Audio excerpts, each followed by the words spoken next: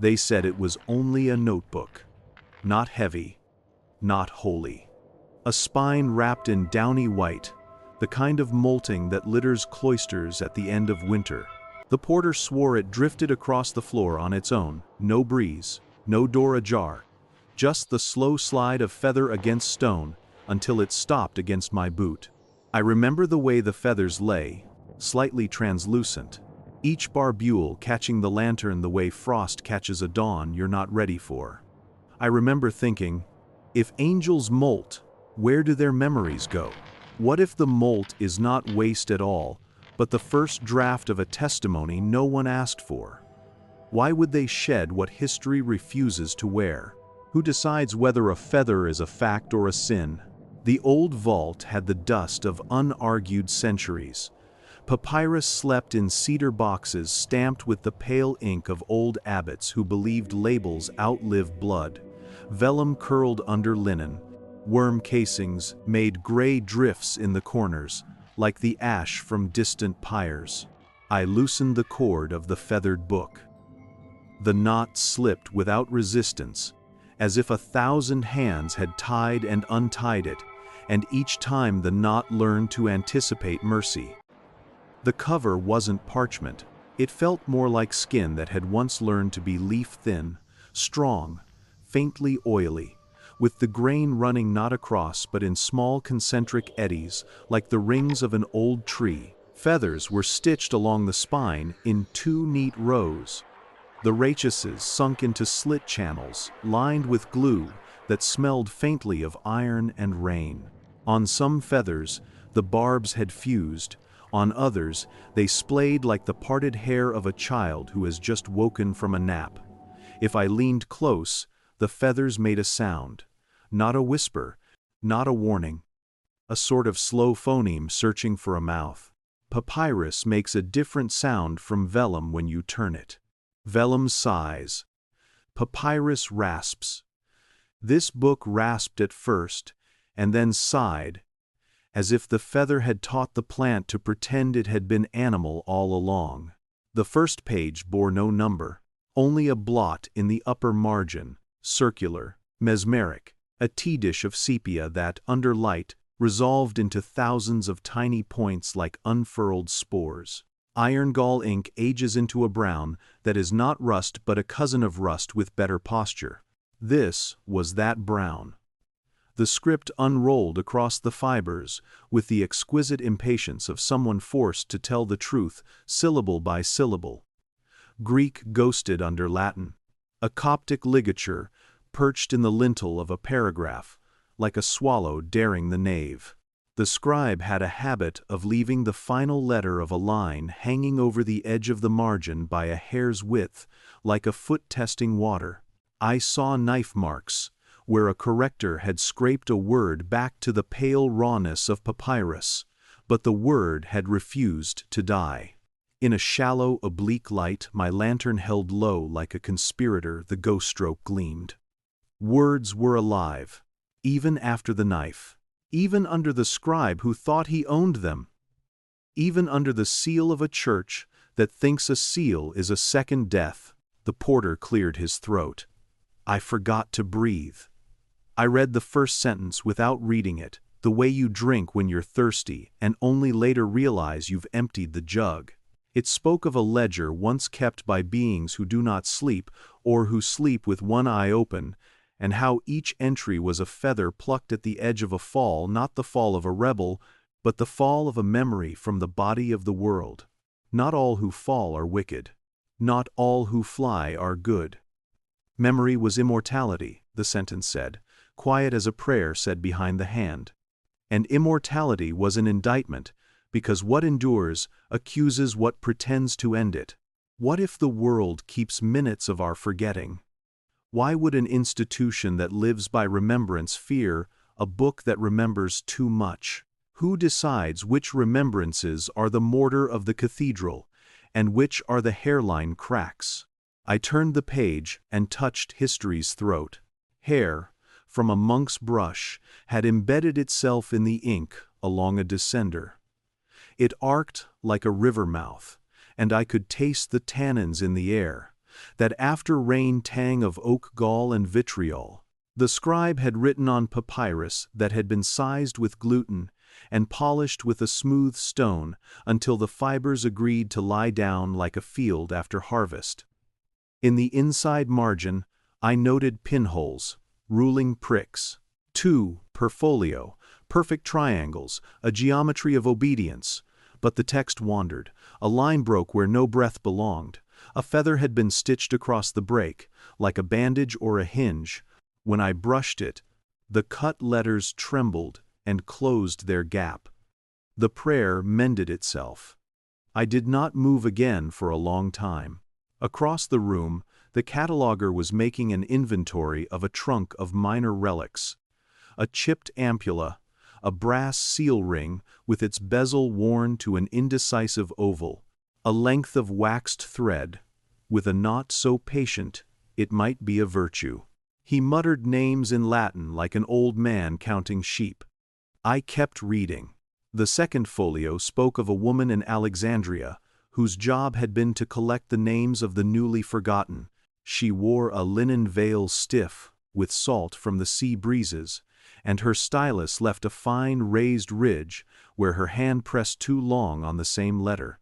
When she died, someone plucked a feather from a bird that had spent its life roosting on the portico of a ruined temple. The feather was gray. It was sewn into a page with red thread. In red, a note. Keep the feather near the names. It knows how to lift them. Who decides that lifting a name is a theft rather than a task? I ran my hand under the table edge and found the secret notch where the vault master keeps beeswax. Old parchment lovers use tallow. Papyrus prefers beeswax rubbed thin. I warmed a flake between my fingers, polished the margin, and watched the dry fibers deepen to a buttered hue. A letter I had thought to be a simple capital revealed a second stroke, the ghost of a letter erased. I angled the lantern. The ghost leaned out of the light like someone listening at a door.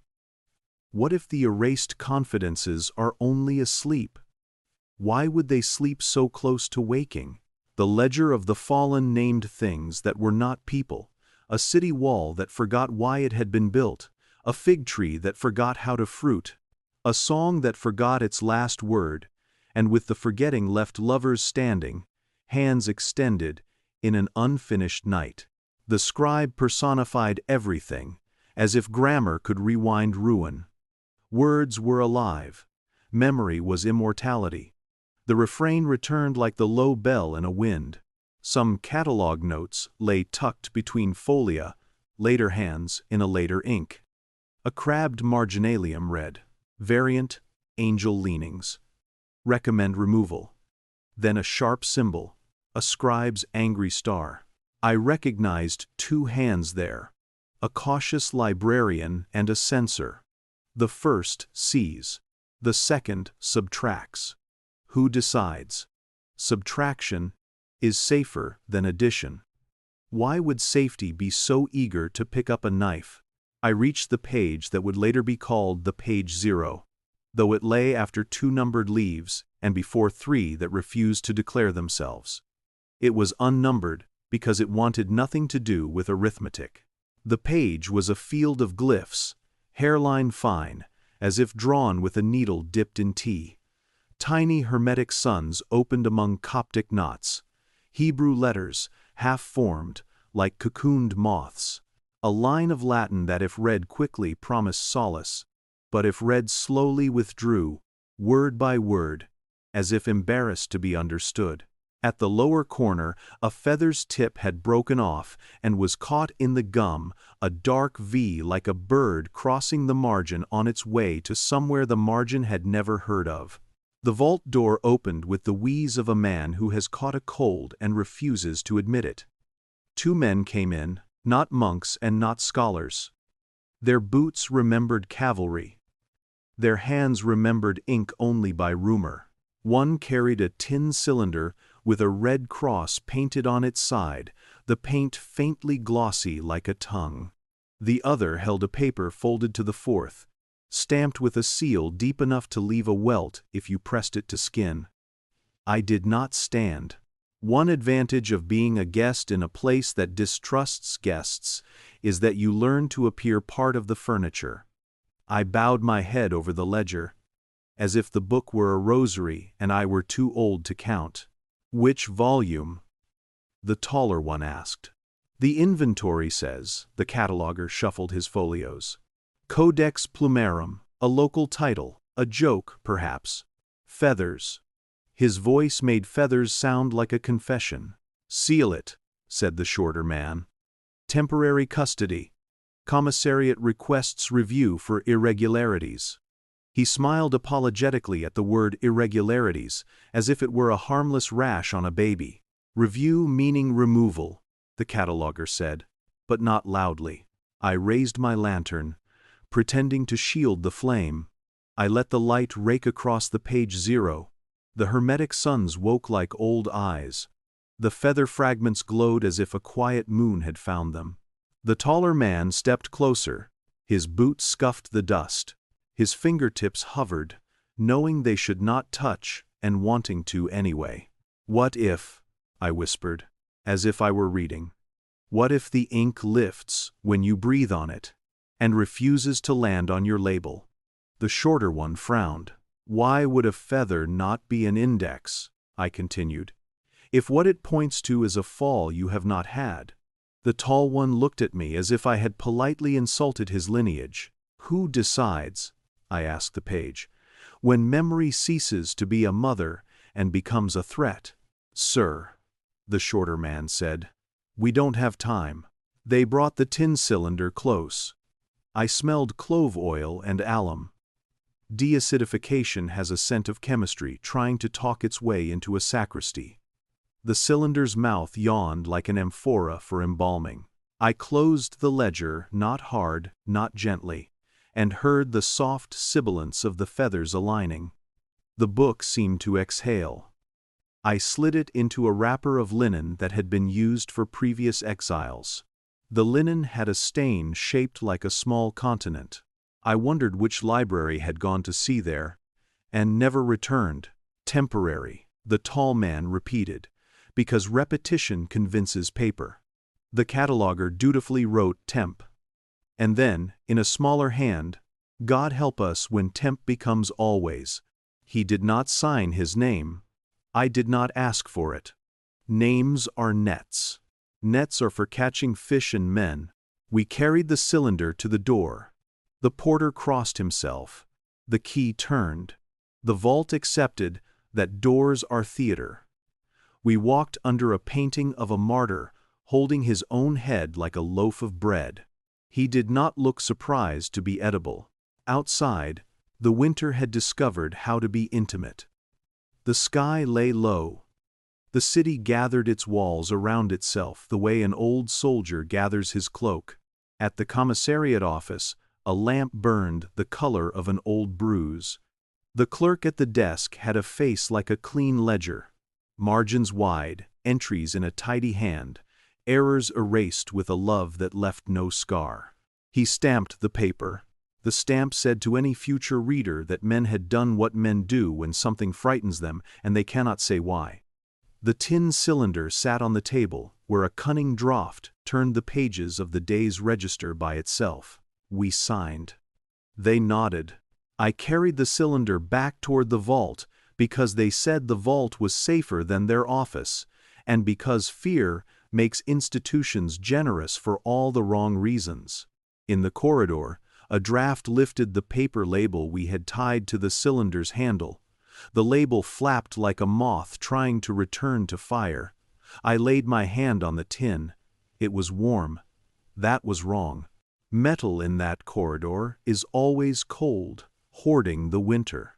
I pressed my ear to the cylinder, ridiculous as a child listening to the sea in a shell. Something moved, not a rustle like paper against paper, more like the minute shiver of a small animal asleep and dreaming. Back in the vault, I set the cylinder beside its prescribed shelf while we arranged the paperwork.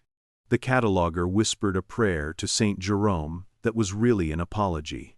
I made a note of the feather count that I had not counted, because counting feathers is like counting seconds at a deathbed, a cruelty disguised as precision. The porter fetched the key for the inner safe. We turned. We opened.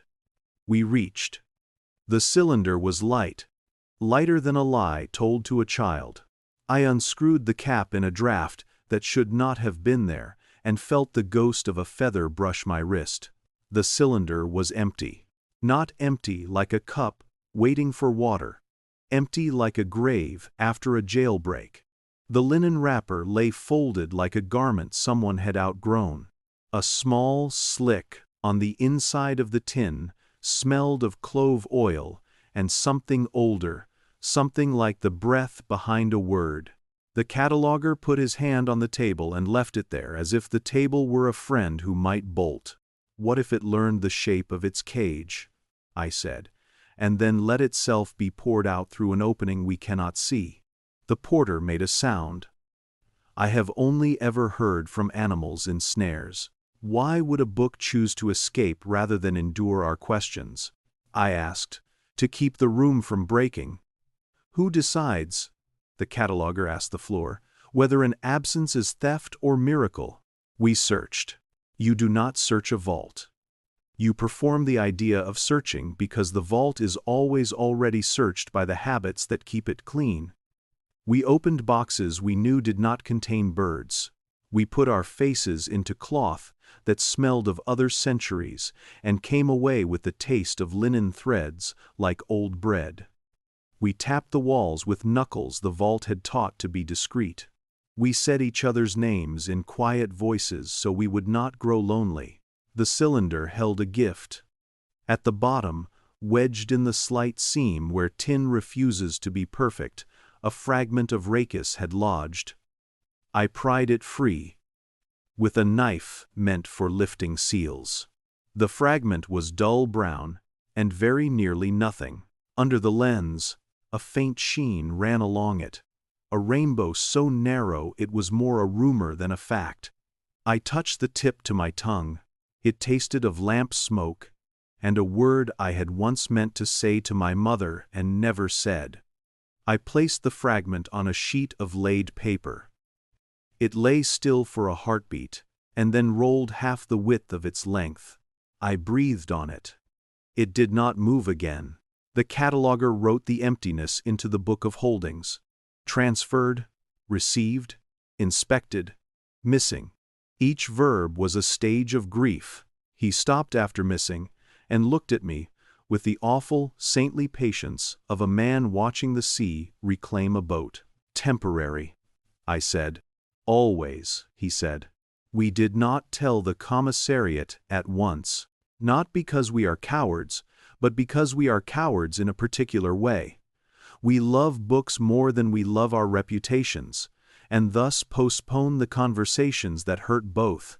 I returned to the table where the ledger had lain, and brushed the surface of the wood with my sleeve, embarrassed by the reverence of the gesture.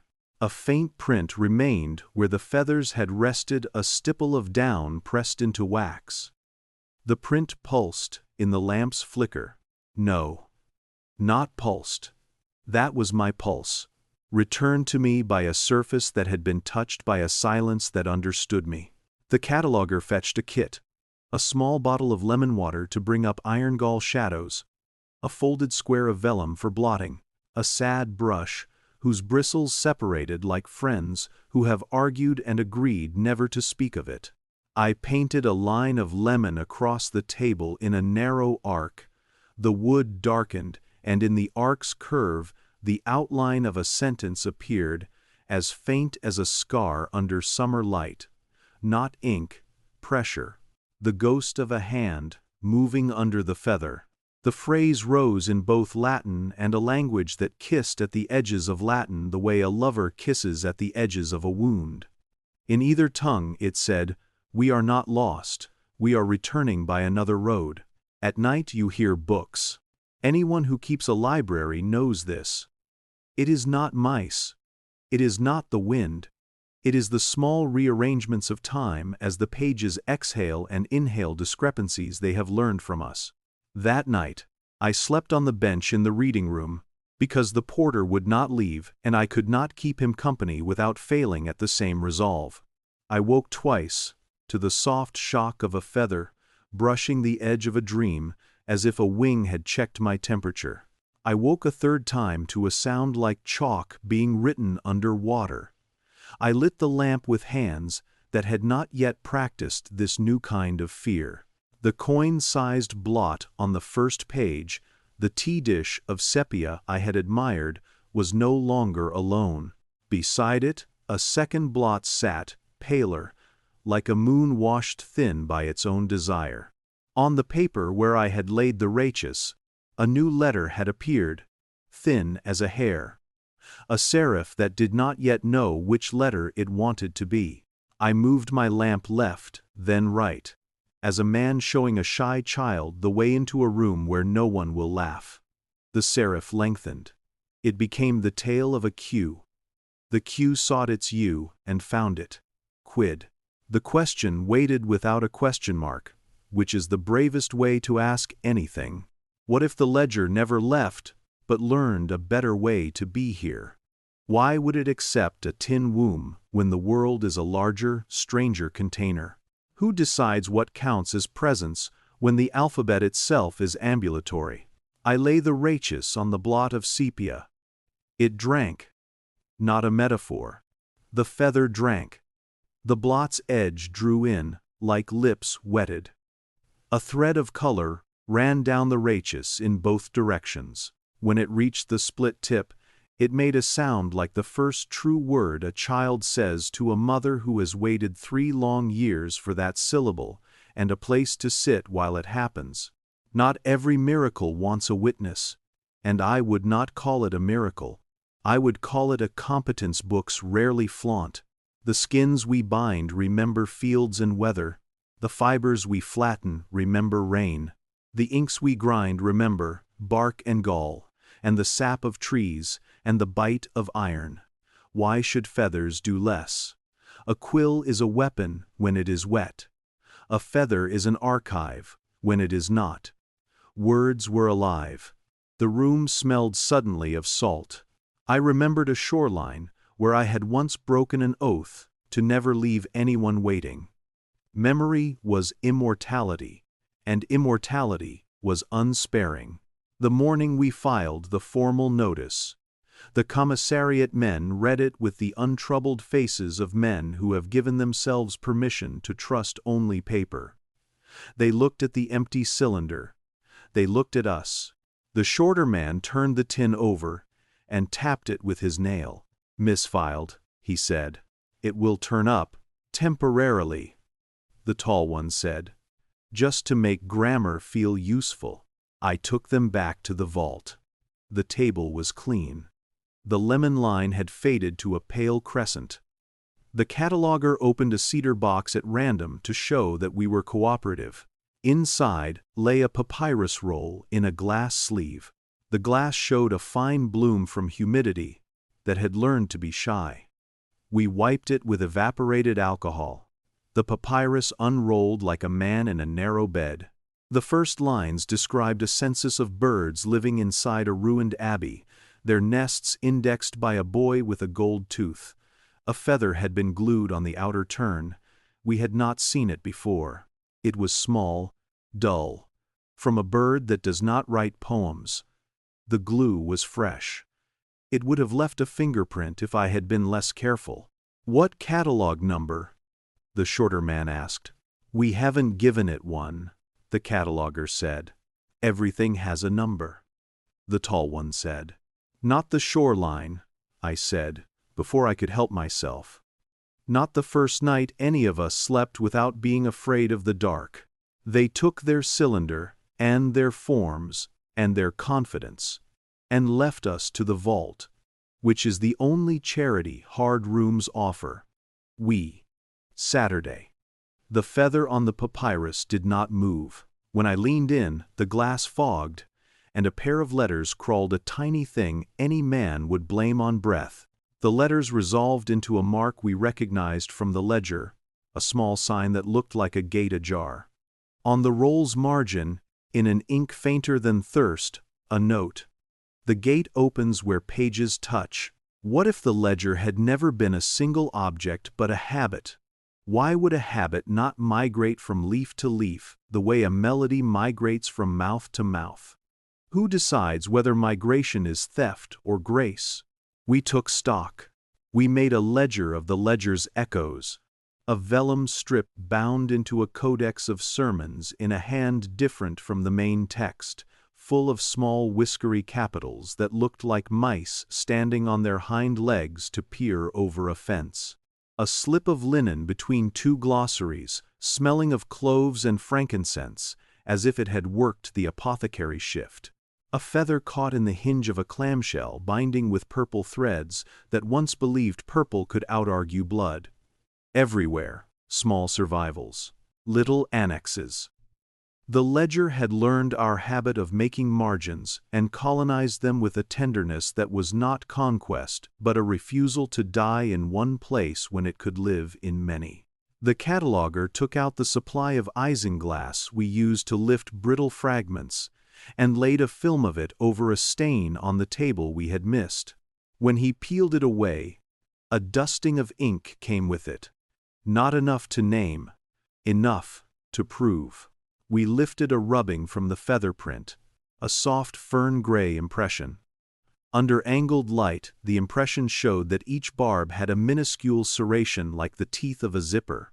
We had not remembered that feathers close themselves again after being parted by the wind. Books do that too if you let them. If you do not force their spines. If you do not break them on the altar of convenience. Outside, bells. Morning or evening, in the vault there is only one bell. It asks the same question every time. Are you here for truth or a very good copy? We answered as we always do, both, and we're sorry. What if the ledger feared neither acid nor fire but forgetfulness? Why would forgetfulness be so clean when everything else leaves a stain? Who decides when a stain is a sacrament? Later, when the report was sent to offices that answer in Latin even when addressed in any other language, an addendum appeared at the bottom in a hand I did not know. Recommend removal to index. Consider isolation. The word isolation was written twice. The second time the tail of the N failed to find its way home and wandered off into the margin where a feather could have been if a feather had wanted to sleep there. I took a copy of the report home and folded it under my pillow like a child smuggling a sweet into sleep. That night, I dreamed that the ledger lay open on the shore, and the tide wrote in it with foam, and the foam refused to obey the tide. Morning came with the politeness of old rain. I returned to the vault with a basket of eggs for the porter and a clove for the cataloger to chew to ease his breath. We worked. We pretended that the book we'd lost had never taught us what losing means. We pretended that losing is not sometimes a method by which a thing returns, distributed in smaller doses that can be survived by those who need it most. By noon, a letter arrived with a seal shaped like a small fist. It said, "Immediate inspection." I showed it to the cataloger. He nodded. There is a nod that means obedience, and there is a nod that means witness. He used the second nod. We opened the cedar box, where once we had kept letters that cut their readers. A feather lay inside. Not the white of a winter wing. The brown-gray of a city bird. A bird who knows roofs and the spaces between them. Tied to its shaft with silk was a strip of vellum that had been cut by someone who loved the difference between a straight line and a true one. The strip bore 3 words in Latin and 3 in the other language. In either tongue they said, "We will not go where names do not follow." What if the ledger insists on a better map? Why would a better map frighten those who promise to lead us to a promised place? Who decides which names are heavy enough to anchor a text in the human world?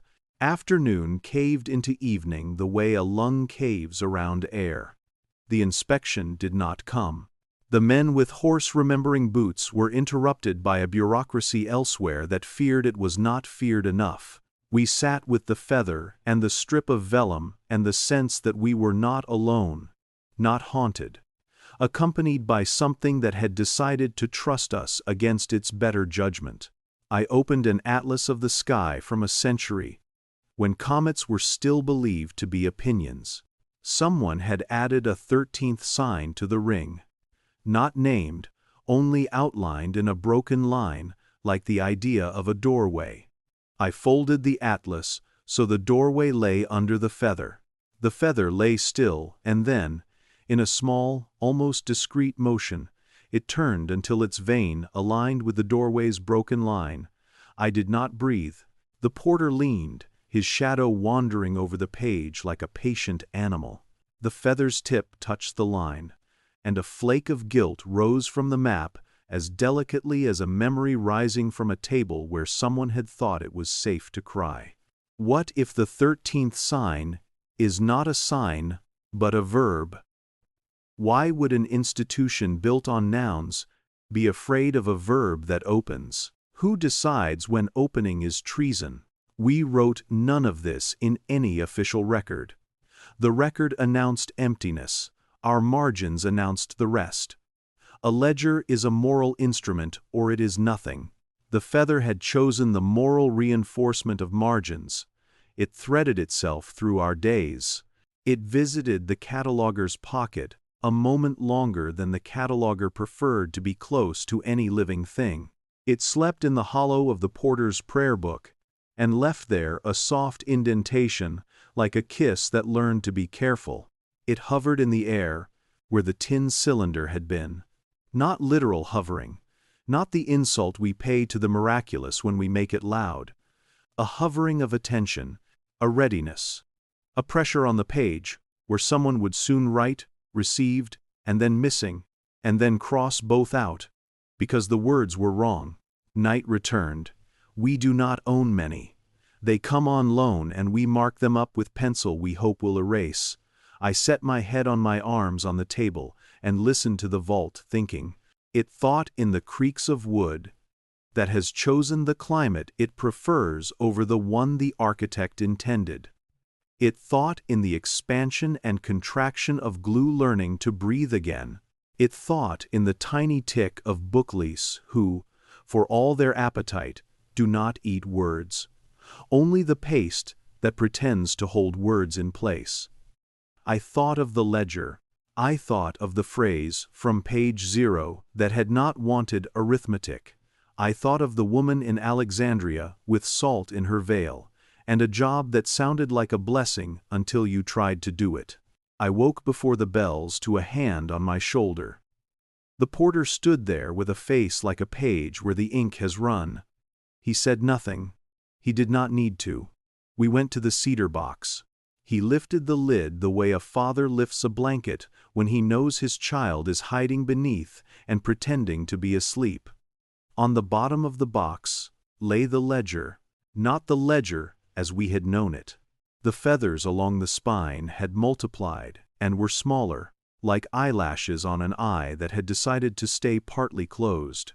The surface of the papyrus had a nap to it, a grain raised by damp, by breath, by the friction of being thought about. I did not touch it. I did not even let my eyes touch it directly. I stood at an angle to its existence and let relief move through me as slowly as honey through winter. We undid the cord. The book opened itself, modestly. The first page had its blot and its new moon, and a sentence we had not seen. Do not number us. We were never counted to begin with. The second folio breathed in. The third breathed out. The page 0 glimmered, as if pressed under the surface of clear water, where someone would soon draw it up with gentle fingers, and not so much write it as wring it out. On the lower margin lay a feather I knew, because it had brushed my wrist the day the commissariat men had watched me pretend to believe in containers. I smiled, which in the vault felt like stealing a candle flame and wearing it. What if the book returned, because it found us faithful to its vanishing. Why would it test us that way, when trust is already an injury? Who decides trust is owed to those who keep ledgers for a living? We did not seal it again. We did not call the men with stamps. We pushed the book half an inch deeper into the cedar's shadow and went about the day with the quiet choreography of conspirators born late to the dance. The cataloger wrote a new entry in a private register, visible again. Do not gloat. He underlined, do not gloat twice, and then put his pen down and let his hands become still, the way a lake becomes still when its wind grows tired of having opinions. At vespers, the vault was full of a light that is not light, a prelude of evening. The porter sat with his back to the door, as if he were a door as well. The cataloger sorted slips with a slowness that refused to flatter urgency. I stood where the ledger could see me, without having to try. I said the questions quietly. To the wood, to the iron in the hinges, to the feathers that now knew our breath, by its particular clove note. What if we are only the temporary custodians of a habit memory has of surviving control? Why would power choose to rename remembrance as sedition? Who decides where to draw the line where page becomes wing? Outside, bells. The city arranged itself for darkness. Somewhere, men prepared a document that would assure themselves and their superiors that the conditions of correct custody had been restored. Somewhere, a scribe scraped a word back to rawness and found the word beneath the word, still spelling itself with admirable stamina. In our vault, the feathered ledger lay as quietly as a child who has finally slept after learning that the adult in the room will not sell it to the night. Later, much later, when we would be asked to explain the discrepancy between one inventory and another, and the consolation prizes of bureaucratic patience would be offered, we would say, it was missing and then it was not. We would agree that such phrasing lacked scientific rigor. In private, between ourselves and the book, we would keep the rigors that matter. We would keep the refrain. Words were alive. Memory was immortality. A feather was a ledger. If the fall it recorded could teach us to land differently next time, a ledger was a feather if the accounting did not bruise. What if, in some rooms, the only honest thing is to let the book decide the terms of its capture? Why would the past tolerate our nets if it has learned to teach us instead, one barbule at a time, how to reattach what we parted? Who decides when a story becomes a sleep, and a sleep becomes a kind of waking? I closed my eyes and listened to the soft industry of letters crossing back over the knife marks, the way grass crosses back over a path no one will walk again. The vault settled. The feathers settled. The city settled. The ledger, very faintly, turned a page without fingers, the way night turns its face to us without moving anything we can name. They brought the instrument to us, at an hour that had forgotten how to cast simple shadows. Noon should be a pillar. Noon should be a certainty. On that day it was a hesitation light, leaning in, light leaning out, as if the sky were testing its own handwriting. The crate was cedar. The straw smelled faintly of oranges. The porter sneezed and said the word for blessing under his breath, which in his mouth sounded like permission. We lifted the lid and the room inhaled. It was an astrolabe, but only the way a lion in a bestiary is a lion. Brass, yes. Discs within discs, yes. A rete whose spidery grace made a map of the familiar sky, yes. But along the outer ring, in the unblinking belt, where the 12 domiciles pace, like patient saints, Aries and Pisces, and the rest, there was a stranger, a 13th aperture, open, unlettered, a doorway without a lintel. Whoever made this had cut the metal so thin at that place that light braided through. A small river running free in a country of mills. If you tilted the plate just so, The doorway became not a hole but an interval, a breath the metal had taken and kept. The cataloguer whispered the usual litany. Mater, tympanum, alidade. He traced a finger over the ret star pointers, which ended not in simple thorns, but in tiny feathers hammered so delicately you could see the notion of a barb, where no smith should have attempted one. A feather that points at stars, a star that is pointed to by a feather. We looked at each other with the guilt of men who love metaphors as if they were persons. The porter touched the mater's rim and flinched. The brass was cold in the shadow, warm in the light, and where the 13th opening let daylight through, the metal felt like a forehead after a fever has argued itself away. Inscribed along the ecliptic were the standard sigla, and then some that had wandered in from margins of books whose authors were better at living than at being believed. The 13th place bore no name, only a half-fashioned letter that could become anything with the right courage. The back of the instrument, the umbra of its public face, was engraved with tables whose numerals refused to stay obedient. We would lay a straight edge against a column of figures, and the figures would smile and arrange themselves at the slope they preferred. It was not trick lighting, it was the way certain truths stand when you finally meet them, upright but never perpendicular. The noon test, I said, because this is how you greet an astrolabe that claims extraordinary pedigree. Set it on a pin, sight the disc, let the sun find its hour on the shank. The porter opened the vault shutter. Light walked in like a careful animal. It sniffed the brass. It approved. We aligned the instrument.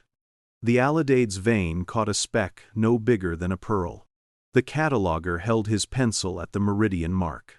The porter counted quietly. The air took a step. The pencil moved the width of a sigh. Noon. The pointing edge touched the solar line. The 13th aperture drank the light. It did not blaze. It did not dramatize. A thin thread of cool ran along the rim where a zodiac would traditionally insist on its exclusivity. Shadows did something you spend a lifetime believing they cannot do. They reversed. Not dramatically, not with scandal. The shadow of the alidade leaned toward the brightness that made it. The shadow of my hand eased up, then back, then toward the window, as if the floor were a slowly rotating stage and the actors had been given new blocking during the intermission we didn't feel. I put my palm under the aperture. The skin cooled. A tiny wind laced my lifeline with the memory of night. What if noon possesses a hinge? I asked. The way a man asks a friend whether a birthmark is new because he cannot admit he has only just learned how to look. Why would the sky build a door at the hour we teach our children to trust? The cataloguer did not look away from the numbers. Who decides, he murmured, when an extra house is a shelter and when it is an eviction? The men with hoarse remembering boots arrived faster this time, as if the ledger had taught them that delay only cultivates our courage. They logged the instrument with tidy malice. Their form demanded a maker's name. The rim bore an initial that refused to align with any known workshop.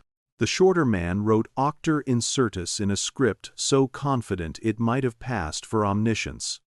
The taller one held the astrolabe with a care he would never admit was care. Not for public hours, he said. There are inquiries scheduled. The question of an extra sign is not for tourists. It's not a sign, I said, gently. It's a verb. They blinked in tandem. Bureaucracies hate grammar when it refuses to be accounted for by precedents. We slid the instrument into a case that was too dark and too new. Brass likes old darkness. This was the darkness of men who think covering is safer than comprehension. When they left, they locked the vault door we had just locked. The porter said nothing. He lit a candle and set it near the case. Its light made the brass inside think it was already night. We reopened the case, just enough to let air have its right. On the inner lid, someone had stamped a string of numbers. One of the digits, 6 or 9, depending on how you decide, tears of reality, was upset with its neighbors and leaned into the lid's seam. The seam split a little where it had learned to be weak before anyone cast it. That was enough for the astrolabe.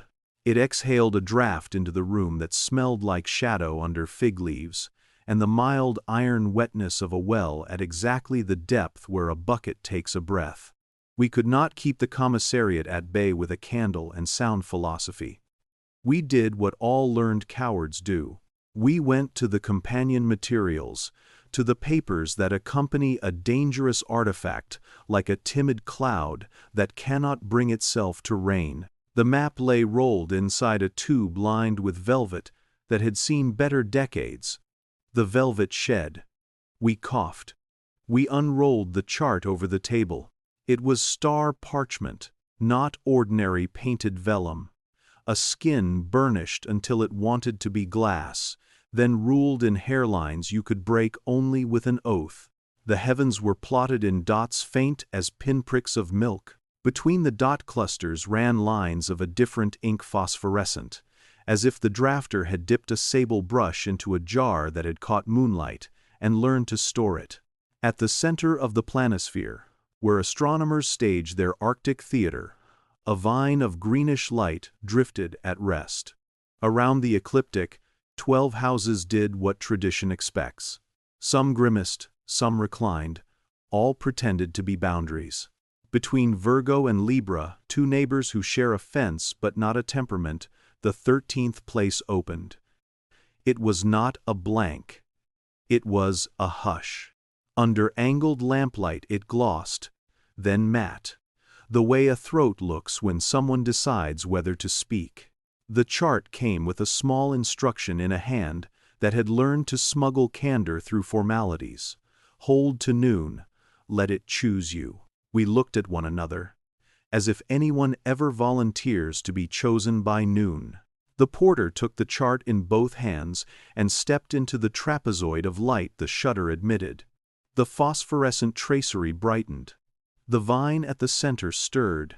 The 13th hush did what all good doorways do. It admitted everything without moving. A slow black seeped across the map from that opening. Not a blot, not an ink, but a subtraction of permission. Stars dimmed the way voices dim in a church when a child has fallen asleep, and everyone knows that for once the sermon should be gentle. The black moved as lightly as melted snow.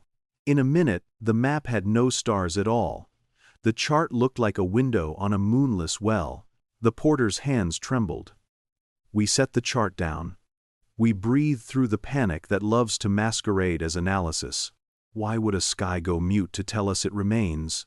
I asked, and the question steadied me because admitting ignorance always does. What if brightness is a courtesy, and the chart is asking whether we can behave without it? The cataloger bent close, holding a loop to the empty. His breath clouded the skin. In the cloud, dots reappeared, shy at first, then definite, then shy again. Who decides, he said, when hiding is a cure for greed? We placed the astrolabe above the chart and watched the 13th aperture lean over the hush that had eaten the stars.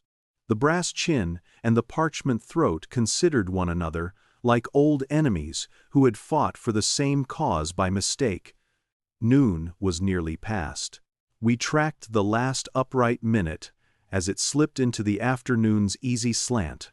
As the sun softened, the black on the chart softened too, unknitting into deep green, as if a submerged garden had been waiting for the scum to be removed by time and courtesy. When the hour fell away from us, the stars returned in their rigorous mercy. The 13th place remained unlettered. The aperture remained a breath. The lesson did not declare itself because lessons that declare themselves too quickly are not the sort we need. We made a schedule. Morning. Ordinary cataloging. Noon. Open the door in the sky, while no one expects us to. Afternoon.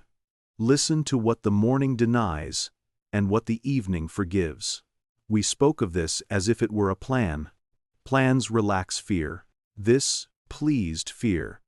It walked around the vault humbly, waiting for the moment we would sign its petition, under the impression we were drafting our own. The second noon was brighter and less patient. Light came in and asked for results. We obliged by inviting the choir.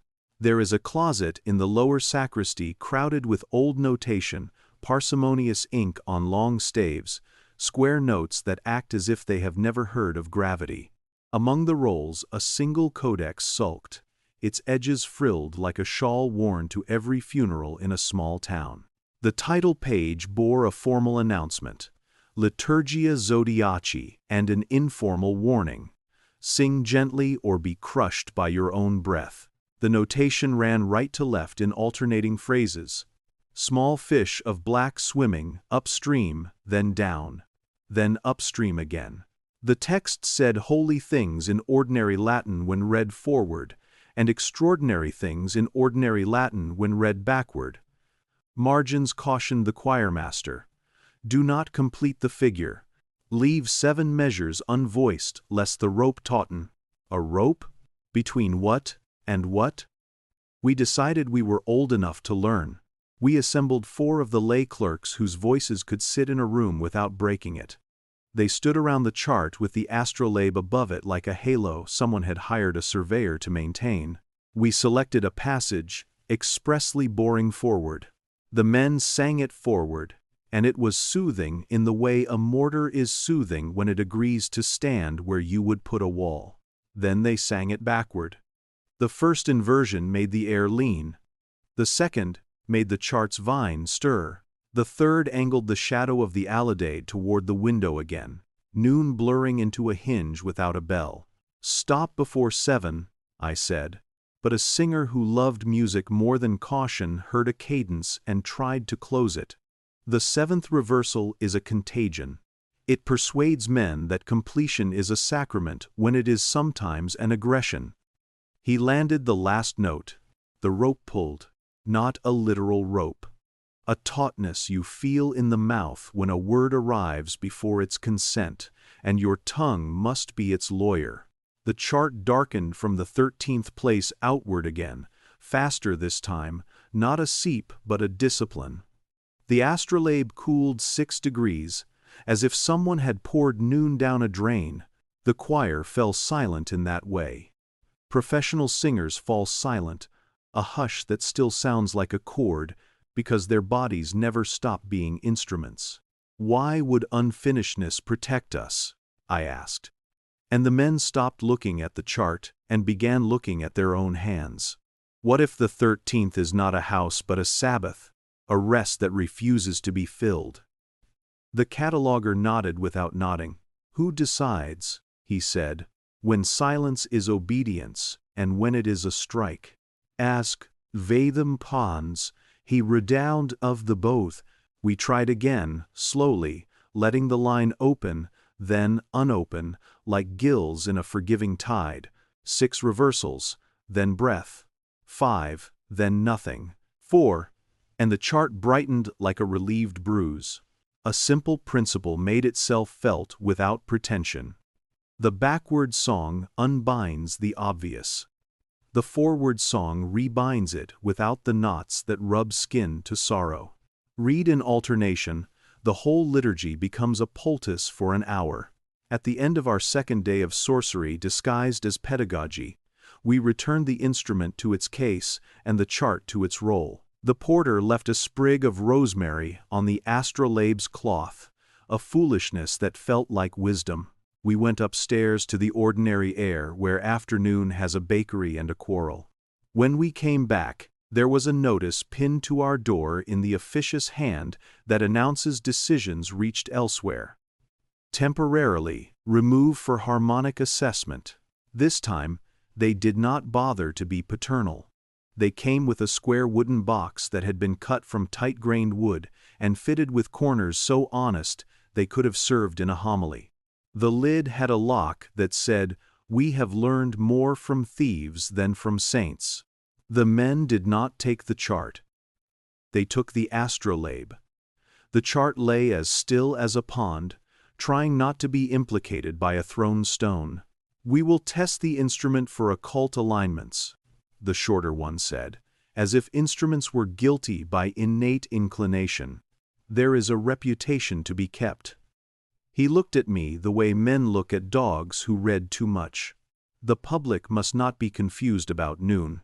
"The public," I said, "is rarely confused about noon.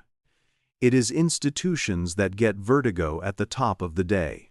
The taller one smoothed the lock with a knuckle and pretended not to hear.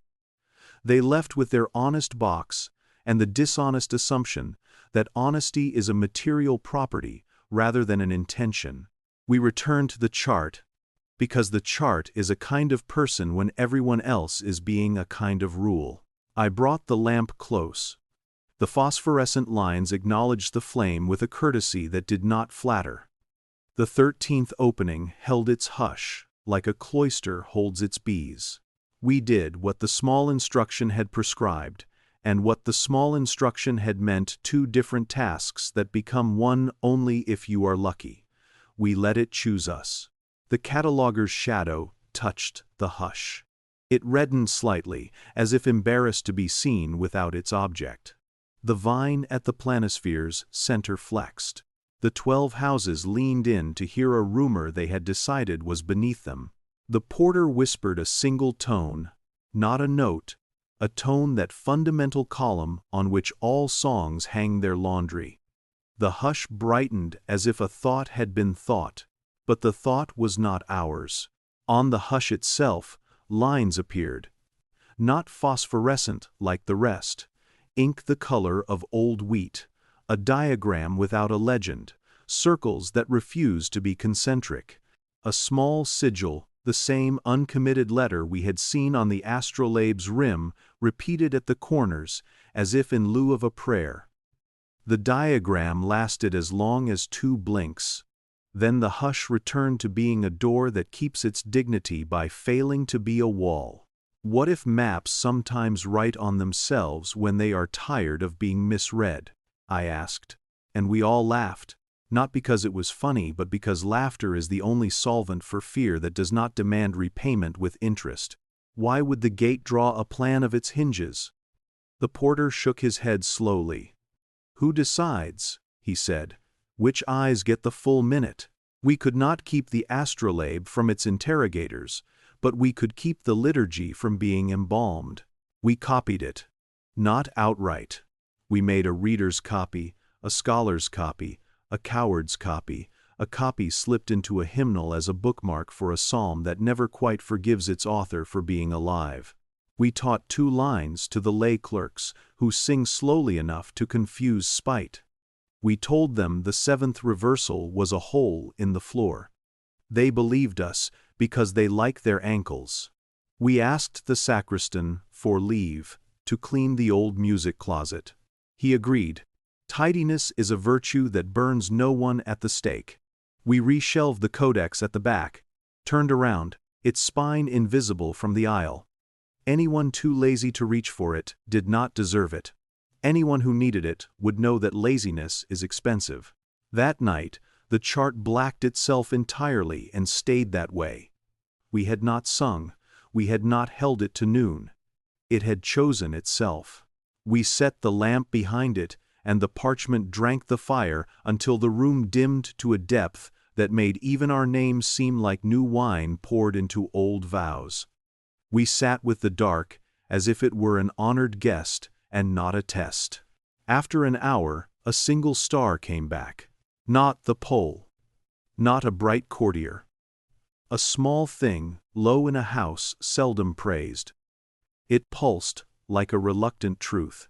Another star answered it from the other side of the ecliptic with the quiet confidence of a fact that has already survived 2 inquisitions. Between them, a line faint, as tired silk drew itself.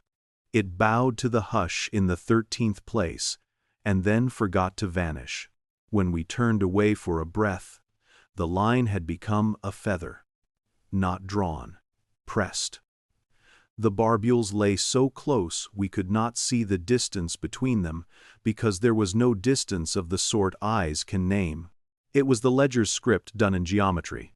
Words were alive, I said. A benediction without incense. Memory was immortality. The porter crossed himself, which is to say he drew a line on a map that has carried more men home than compasses ever will. The next day, rumor arrived before reason. The commissariat men came with a letter that said, harmonic assessment suggests contamination of optics. Retesting scheduled, remove auxiliary documents. They meant the chart. They meant the liturgy. They meant anything our days had learned to love. They set their honest box on our table, now honest with the absence it had taught itself to carry, and asked for cooperation in the tone of men who are tired of the word request. You may take a copy of the chart, I said, placing the dullest of our copies into their honesty. It will teach you about noon and about doors in the way doors teach men who refuse to step through them. They left with the copy. The original lay quiet as a faithful animal who has learned that hiding is sometimes loyalty. We rolled it carefully into the tube and sealed the tube with wax that had once held a bishop's ring and still remembered the warmth of that old hand. The seal cracked, and the wax sighed. The tube's cap fitted, then refused, then fitted again, like a name trying to be remembered in the right tone of voice. We were not alone in our caution. The ledger noticed the men too. That evening we found the astrolabe's case open on its own lock, the honest box doing its best impression of a man with nothing to hide while absent-mindedly gripping a bloody knife. There was a mark on the inner lid, where brass had touched wood hard enough to leave a warmth burn. You cannot leave a warmth burn in walnut unless something older than noon has decided to rehearse a small fire. In the mark, 3 small lines intersected.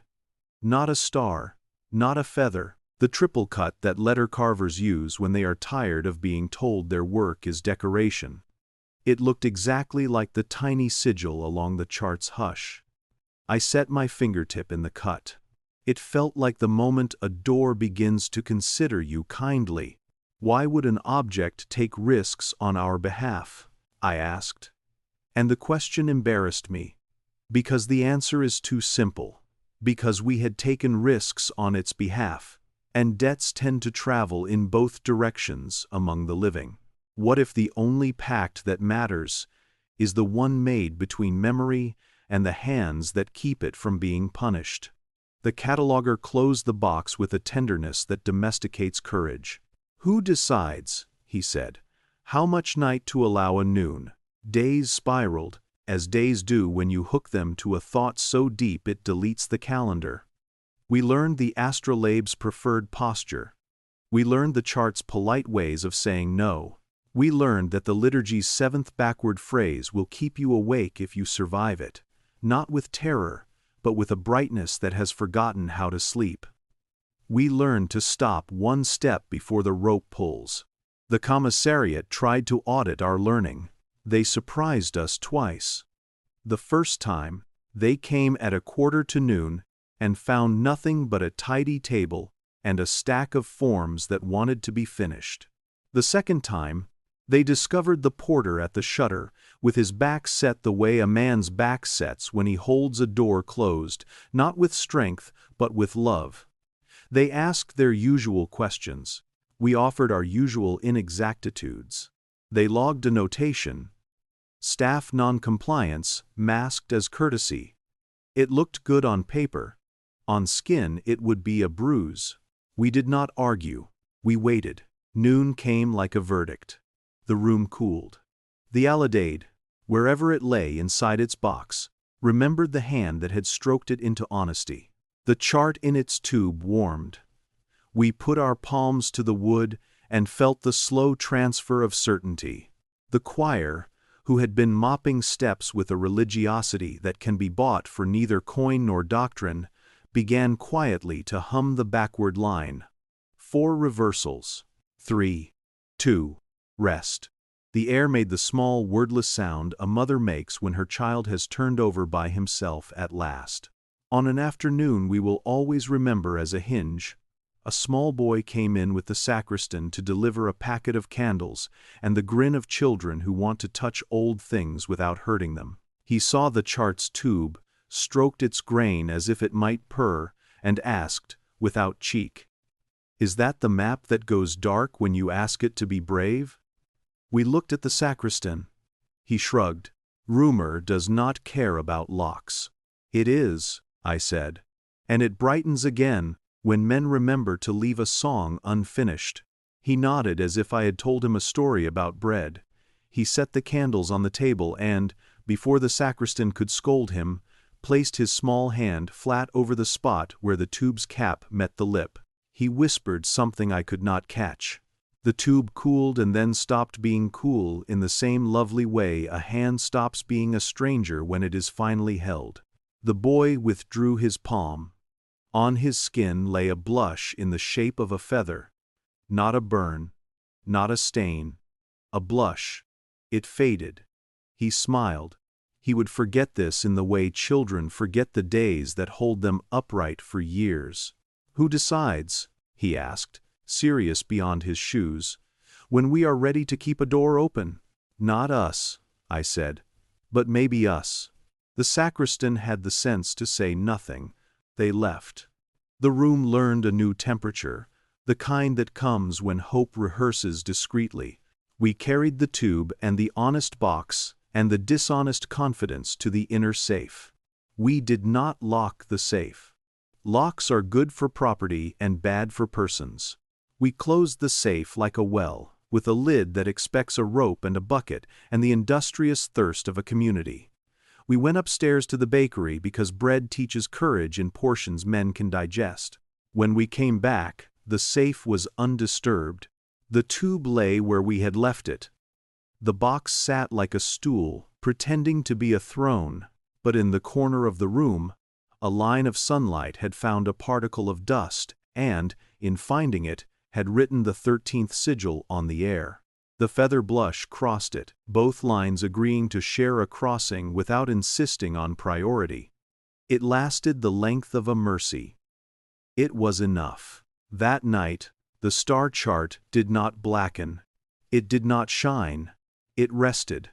The ledger lay 2 shelves away, pretending to be asleep. The astrolabe dreamt of noon in its honest box. We sat and listened to the vault breathe. The cataloger wrote in his private register, "The book that exists because some faiths are too fragile for minutes and too strong for audits." He wrote, "Hush holds, door remembers, song obeyed." He paused. He added, "We will not finish the rope." Words were alive, he said, not to me, not to the porter, but to the room. Memory was immortality. What if? I asked, and the question did not need finishing because it was the same one the sky had been asking since the first day a man learned to trust a noon. What if the fear of an extra house is only the fear that we cannot host another guest? The porter smiled at a corner of the room where no one stood. "Why would they?" he said. And he meant all the men who will always be busy with honest boxes. Why would they fear a door that does not steal, only invites? The cataloger closed the register and blew the candle with the tenderness of a man thanking a boundary for being merciful. "Who decides," he whispered, "when the 13th belongs to the house or to the street?" We slept in shifts, as men do who keep both company and watch. In my hour, I dreamed the astrolabe hung in the sky, and the chart lay under it like a lake, and the 13th opening was not a blank, but a flock, and the flock turned slowly at noon, so the sun could count its feathers without speaking. I woke with the peaceful sadness of someone who has been told a secret he cannot carry alone without changing shape. I wrote the dream down, because even dreams deserve the courtesy of minutes. Morning entered as a friend who has learned to knock. We opened the safe. We opened the tube. The chart waited. On the hush, faint and fine, an annotation had appeared, not in Latin, not in the other language, not in any script that hopes for office. A line of strokes that watched us as we read them, the strokes saying, "Leave a measure unsung, leave a door unnamed, leave noon unhurt." I traced the lines with a finger and felt the small, sweet friction that means a page has chosen to accept you a little. We folded the chart away. We closed the box we would pretend to respect. We entered into the day the way men enter into marriages with history, ignorant and stubborn and ready to be taught, if the teaching is kind. Outside, bells. Here, the rope slack. There, the 13th unlettered and entire. Somewhere in the building, a child laughed at something that was not an argument. The vault agreed with the hour. The valve of noon rested. The room unlearned fear, with a patience that has outlived older tyrannies. And if, at odd times, the star map still darkens of its own will at vespers on certain Thursdays, or at dawn, when fog has spent the night rehearsing awe, we do not panic. We let it be brave. We watch for the first small star to come back. We greet it by name or by silence depending on what it needs. We sing to 6 and then go clean the steps. We do not finish. We never finish. That is the hinge. That is the pact. That is the gentlest terror Vatican cannot domesticate, because you cannot staple shut a door that is also a breath. What if the world is tired of institutions curating its noon? Why would they keep locking boxes when brass prefers the clink of pockets and the open shoulder of windows? Who decides, ultimately, whether a 13th belongs on a ring or in a throat? Not them. Not entirely. Not us, either. But between us, sometimes, an hour opens and is kind, and the sky lends us a hinge, and we remember the refrain that keeps our hands from violence. Words were alive. Memory was immortality. And the chart, as if overhearing our courage, shines again in a way that makes sleep inevitable and history less lonely. Silence has a weight when it has been curated. Not the clean quiet of snowfall or the monastic hush that grows like moss on old stone. I mean the engineered silence, the kind a room learns after centuries of being told which syllables are welcome. The lower crypt had that silence. It lived in the mortar. It perched in the vents. If you breathed too loudly, the quiet looked up from its work.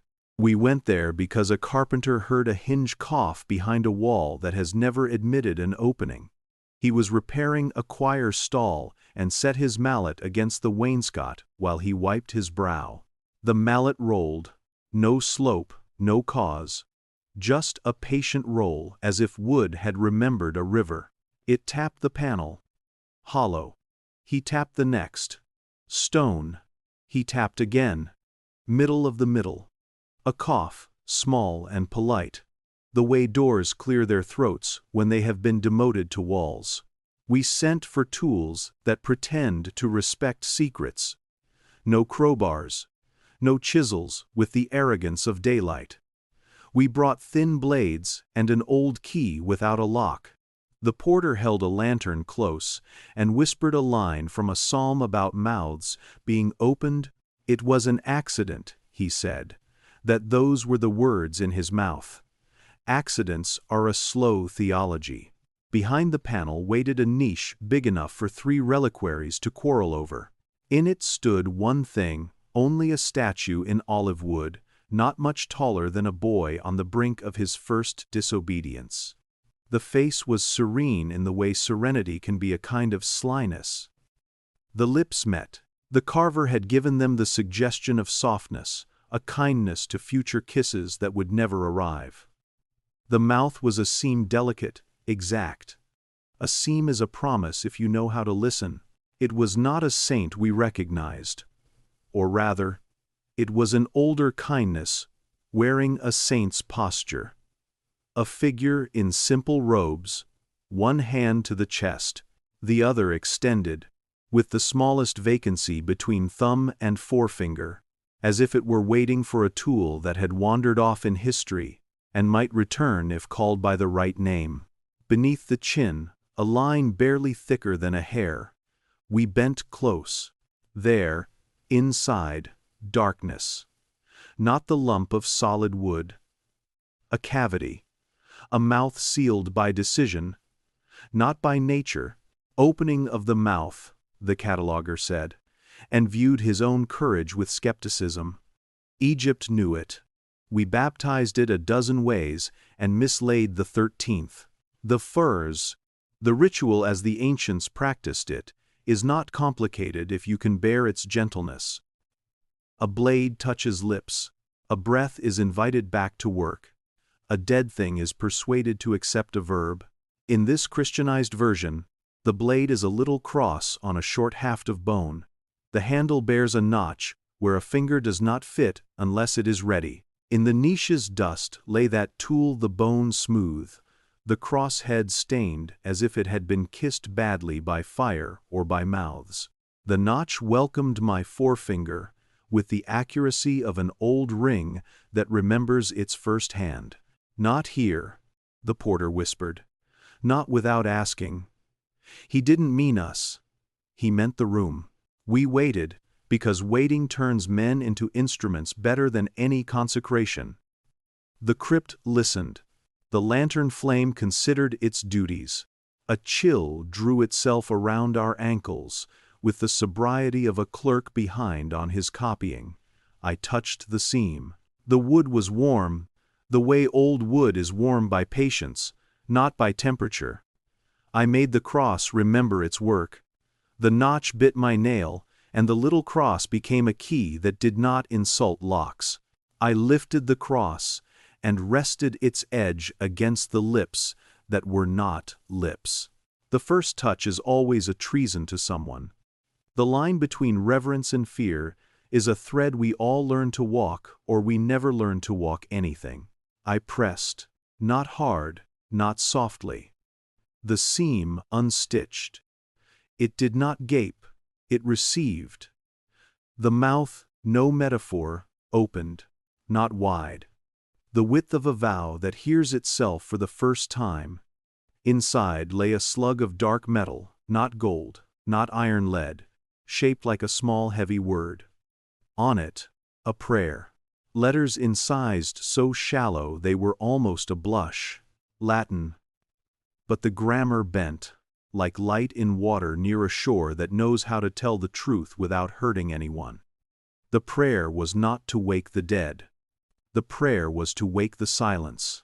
We brought the lead to the table and rubbed it with unguent made for manuscripts, not mouths. The letters rose, as if remembering being born. We read, "Let silence open its lip. Let breath rehearse its errands. Let the sentence buried under the altar remember that it was written to travel." Who decides that muteness is a virtue?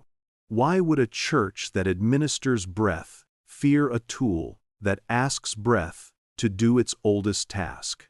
What if this is not magic, but manners reminding a room to speak in the presence of the hungry? The rules, so far as any survive, require a breath, a blade, and an ear that has loved a human voice longer than it has loved power. We had the blade. We had 3 poor breaths. We had ears as untrained as a child's at matins. The porter stood at the statue's shoulder and whispered the shortest of the psalms, the one that sounds like a man agreeing not to starve another man. I touched the mouth with the little cross again and spoke, not a prayer, not a spell, but a request. If there is a silence here that has been taught to be a wall, would it consent to be a door for the space of one harmless sentence? The seam shivered. The mouth opened a finger's width more. The room made that quiet sound a body makes when it chooses a different posture. A soft creak that is not pain and not fatigue, only the memory of being otherwise. The statue smelled briefly of olives, then of rain in a stairwell no one has swept in a century. What if implacable quiet is merely a habit? Why would habits not accept a gentler schedule if asked with a blade that remembers kindness? Who decides that the dead require different verbs than the living? We returned the lead slug to its place. We closed the mouth. We left the cross nearby like a bookmark in a book that has learned not to flee. We stepped back. The crypt had a new temperature, the kind that follows acknowledgement. In acknowledgement, a room does not become chatty, it becomes fair. Vatican reaction does not always arrive as a knock. Sometimes, it comes as paperwork that knows your hours better than you do. In the afternoon, a notice. Remove irregular devotional artifacts to archival quarantine. The little cross is not an artifact. It is a punctuation mark. But men who fear commas love quarantines. We signed for a loan that took possession away under the guise of safety. The porter allowed the tool to be wrapped as if the wrapping were a sacrament. The cataloger took notes in a hand that grows smaller when he is angry. We watched the cross disappear into a box that does not know the difference between plague and prayer. "You'll record the ritual?" The shorter man asked, neutral as a well. "We have audio means now, for study." "Yes," I said, "because there is no point arguing with the appetite of machines. A simple recording on Coptic tape." I added a joke, because the old reels in the audio-visual cabinet wear labels from a monastery in Egypt and behave like elderly monks. Stubborn and delightful. He nodded as if I had confirmed a rumor he had not had the courage to spread. We did as promised. We borrowed a portable recorder older than any of us, a box with dials that confess their heresies in wholesome clicks. The tape spools Coptic, that's what we call them, though they are nothing but acetate, and quarrel went on, as if they were innocent. We set the microphone near the statue. We read the prayer on the lead. We touched the mouth. We did not ask for miracles. We asked for a syllable of fairness. The tape took the room's sound and made it into a long brown ribbon that future hands could hold against the light and accuse of lying. The reels turned. The crypt breathed. The statue answered. The answer was not a word. It was the vowel beneath words, the ooze of air shaped gently but not captured. I have heard that sound in bedside rooms when someone too tired to speak agrees to live a little longer. I have heard it in the lungs of a child who thinks he has forgotten a song and then remembers that forgetting is sometimes love taking a nap. The tape took it all in. The meter's needle moved with the shyness of a saint being offered late honesty. We ended. We thanked the room the way you thank a neighbor for salt. We carried the recorder upstairs reverently, almost giggling, because nothing behaves better than a machine we suspect has just witnessed a kindness. We rewound, we played. The room answered again. The tape had kept its promise. The vowel filled the office. The porter cried. He said it sounded like the moment between a bell and its echo, the moment when the world decides to go on ringing. We made a copy. 2. Because superstition deserves colleagues. We labeled them with a hand that hoped ink could handcuff erasure. We placed the master in the cabinet, where men have always placed what they can lose and hope to recover through shame. When the men with horse-remembering boots came for their quarantine, we gave them what they had asked for: an index card, a description, a box number, a tape labeled "Opening of the Mouth, Vowel." I watched their eyes. They are not villains. They are simply enlisted by a fear that uses good penmanship. They set the tape on their cart like a loaf of bread. I wanted to warn them that bread misbehaves if you treat it as cargo. I had no permission to extend kindness to cargo. The next morning, we asked for the master for comparative study. The clerk opened the cabinet with the bland smile of men who administer emptiness as a service. The shelf was there. It held its usual dust, the dust it has cultivated with the regularity of a parish schedule. The place for the master was there. It held an absence. We checked the log. Returned by staff at 20:15. We checked the time. No one was here at 20:15. We checked the other cabinet. The copy? Gone. The second copy? Gone.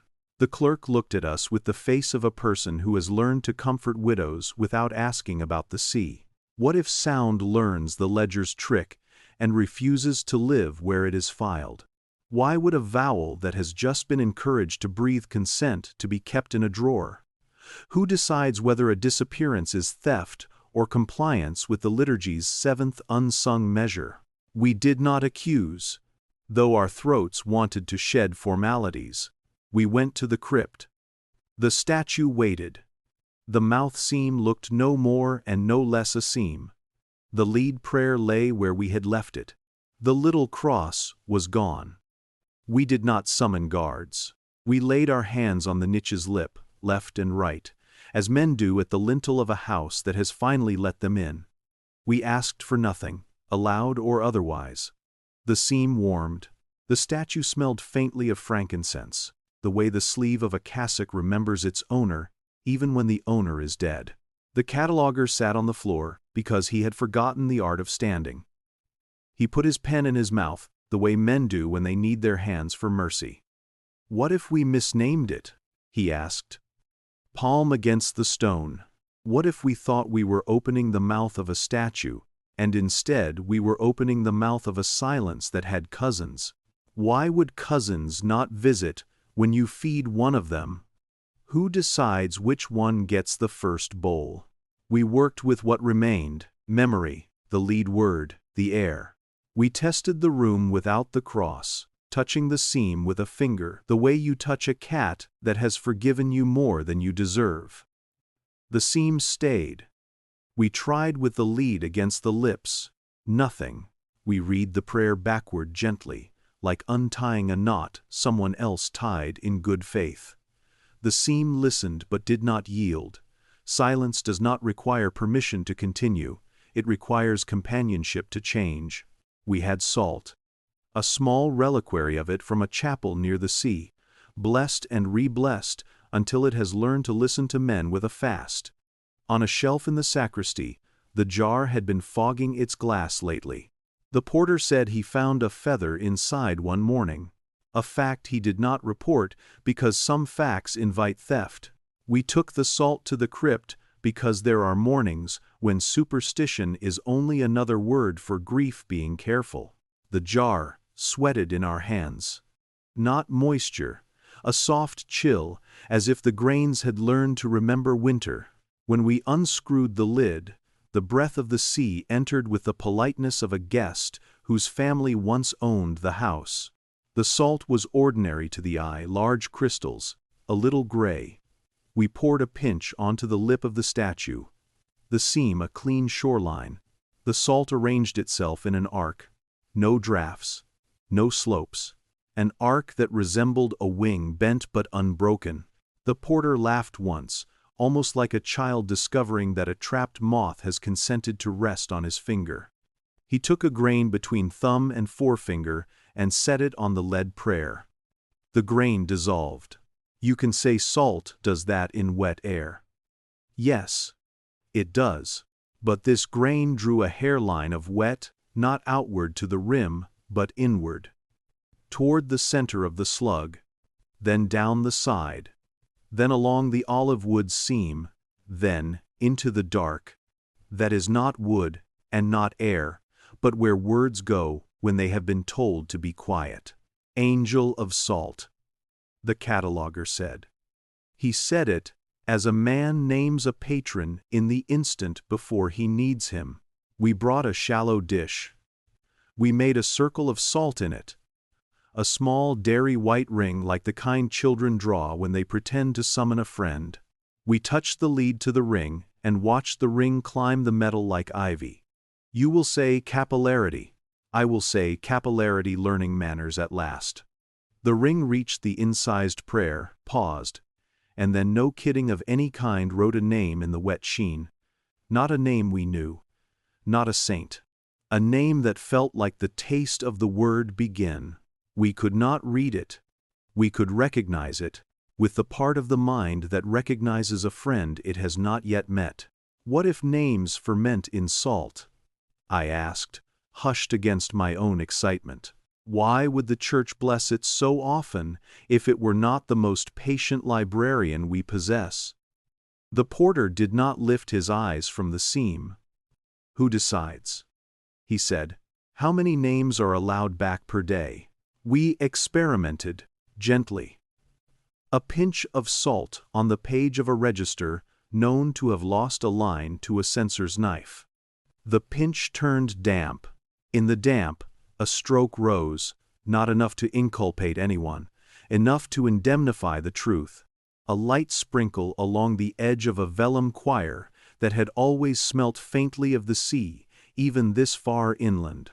The sprinkle formed a little bar of white that men of law would call a seal, and men of mercy would call a doorstop. We touched the bar with the lead prayer. The bar hissed like a patient cat. On the lower margin, a smudge that had never resolved found its courage. It became a date. Dates are crowbars. We wrote it down, quietly, as if kindness benefits from whispering. Vatican reaction this time had teeth. An order descended. Cessation of unregulated chemical applications to archival objects. They meant salt. The document used words like contamination and migration and efflorescence, which are all true words for harm when a fool is involved, and all false words for help when a friend is involved. We signed what we had to sign. We did not stop. We simply invited the sacristan to bless the salt again with us present, so that our disobedience would be couched in a liturgy. Liturgy domesticates rebellion into hospitality. The sacristan did not ask questions he could not afford to record. He set the jar on the altar's corner. He invoked the usual guardians and a few unusual ones who do not respect registers. He touched the glass. It fogged. A feather-shaped clearing opened in the mist and then filled, as if a breath had decided not to show off. We returned the jar to the crypt. The mouth seam gleamed. The lead prayer rested. We made no circles. We simply laid 3 grains in a row on the lip and waited. The room felt like the inside of a conch shell. The statue smelled for an instant like someone had cut through a lemon beside a censer. We read the prayer, forward this time, but resting on each word the way a bare foot rests on a stair that might be broken. The mouth opened the width of kindness. The vowel returned, now with a consonant looking for an alibi. The tape recorder, we did not have recorded it anyway in us. The porter placed the jar at the statue's feet, as if the salt were a pilgrim who needed to hear. The cataloger lifted the lead slug to his ear the way old men lift seashells. He smiled. He cried. He said nothing. Some absences consent to carry letters one day, and tears the next. We tried to play our stolen tape again, as if repetition were a safe way to insult need. We went upstairs. The cabinet was locked. The clerk found the key only after it had learned our names. The shelf was again exemplary. The space for the master kept an absence that had learned to stand at attention. I looked at the clerk and saw, for once, a man unshaken in his belief that drawers are harmless. He shook his head, not to deny the loss, but to deny that he had ever believed in plenitude. We told the commissariat. They wrote words on paper that looked, from a distance, like action. They filed an incident report. They advised tightening control. They promised re-evaluation of access. The shorter man lowered his eyes a decent amount when he said, "You'll recreate the recording, of course." "No," I said, and felt the calm that comes when a room has already decided. This is not a gramophone. It's a covenant. You don't remake a vow because your pencil fell. You learn to write slower. He smiled, unoffended, as men do who know the difference between consent and necessity. They left. The crypt held. We sat with the statue and what had been opened. We watched the seam become what seams always dream of becoming. The place where two beings consent to remember how they were once one. Angel of Salt had other tricks. None were violent. One afternoon we said a name we had found barely. Through salt and patience on the ledger's page, where the feathers had once stitched shut a wound, a fine rim of light formed around the ink, as if a halo embarrassed to be seen had been coaxed by hunger to the surface. The name did not glow like gold. It rested like wet stone in moonlight. We left it alone. That night, mice did not eat that page. Mice eat paste, not words, but even paste can be mistaken for tenderness by the very small. Not that night. The page smelled faintly of the sea. Mice do not like the sea. We used the salt, sparingly, a grain on a label that had acquired the bad habit of misnaming. The misname corrected itself to a spelling known only to a grandmother now absent. A pinch on the cracked edge of a wax seal. The crack sighed shut, as if reminded that promises are joints, not bones. The cataloger wrote in his private register a line that made of science a modest servant. Salt listens. Time agrees. Why would they fear this? I asked, tired of pretending I did not already know. What if the risk is not chemical but jurisdictional? The hazard that memory might start answering to its oldest employer. The porter leaned his head against the niche's cold. Who decides, he murmured, when a miracle is merely the world doing its job without permission slips? We did not parade our progress. We are not evangelists. We are custodians with a taste for verbs. But news travels in buildings the way warmth travels in tea. Slowly enough to be civilized, fast enough to comfort. A cannon came down, feigning curiosity. He put 2 fingers on the jar and withdrew them, as if the lid had spoken. He blessed himself before he knew he had done it. He left. Later that week, a lay sister came, not by accident, carrying a ribbon fallen from the throat of a reliquary. She tied it around the jar with a knot sailors use when they mean to be loyal. The reaction we dreaded arrived as a conversation disguised as a search, a delegation, not the boots. Men who know paper and the words paper makes men say. They came to inventory, sacramentals, and adjuncts. They meant salt. They meant us. They asked for demonstrations. We said the ritual's 7th measure must be left unsung. They said they did not sing. We said that was precisely the danger. They tallied. They peered into the niche. One touched the seam with the distaste of a man who fears splinters. Another held the lead slug, as if lead were contagious moral softness.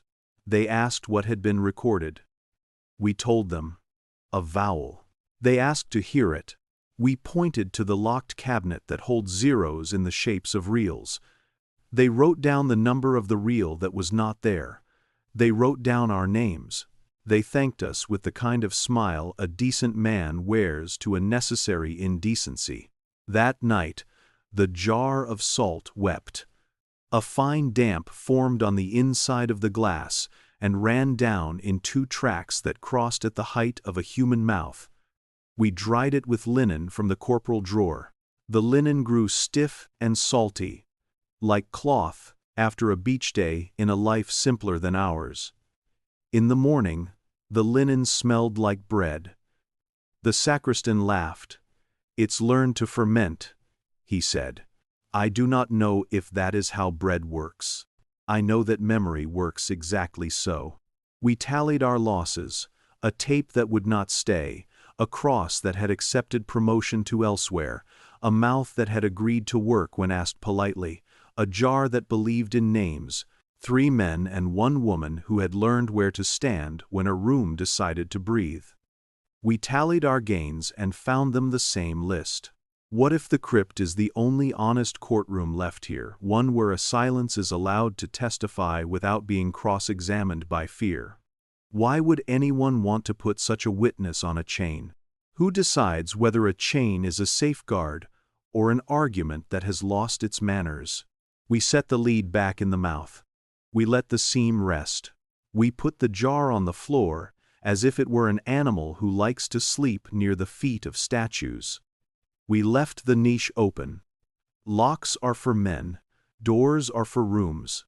As for the tape, the record that was supposed to certify our audacity, we do not have it. We say this whenever asked, because it is a fact, and facts are better at their jobs when allowed to stand unclothed.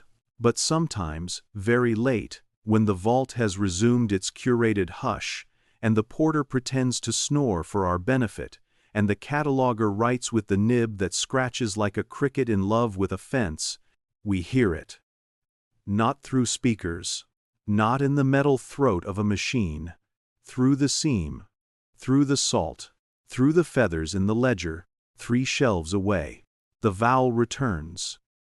It crosses the room from niche to table. It touches the chart that sometimes blackens to teach us to wait.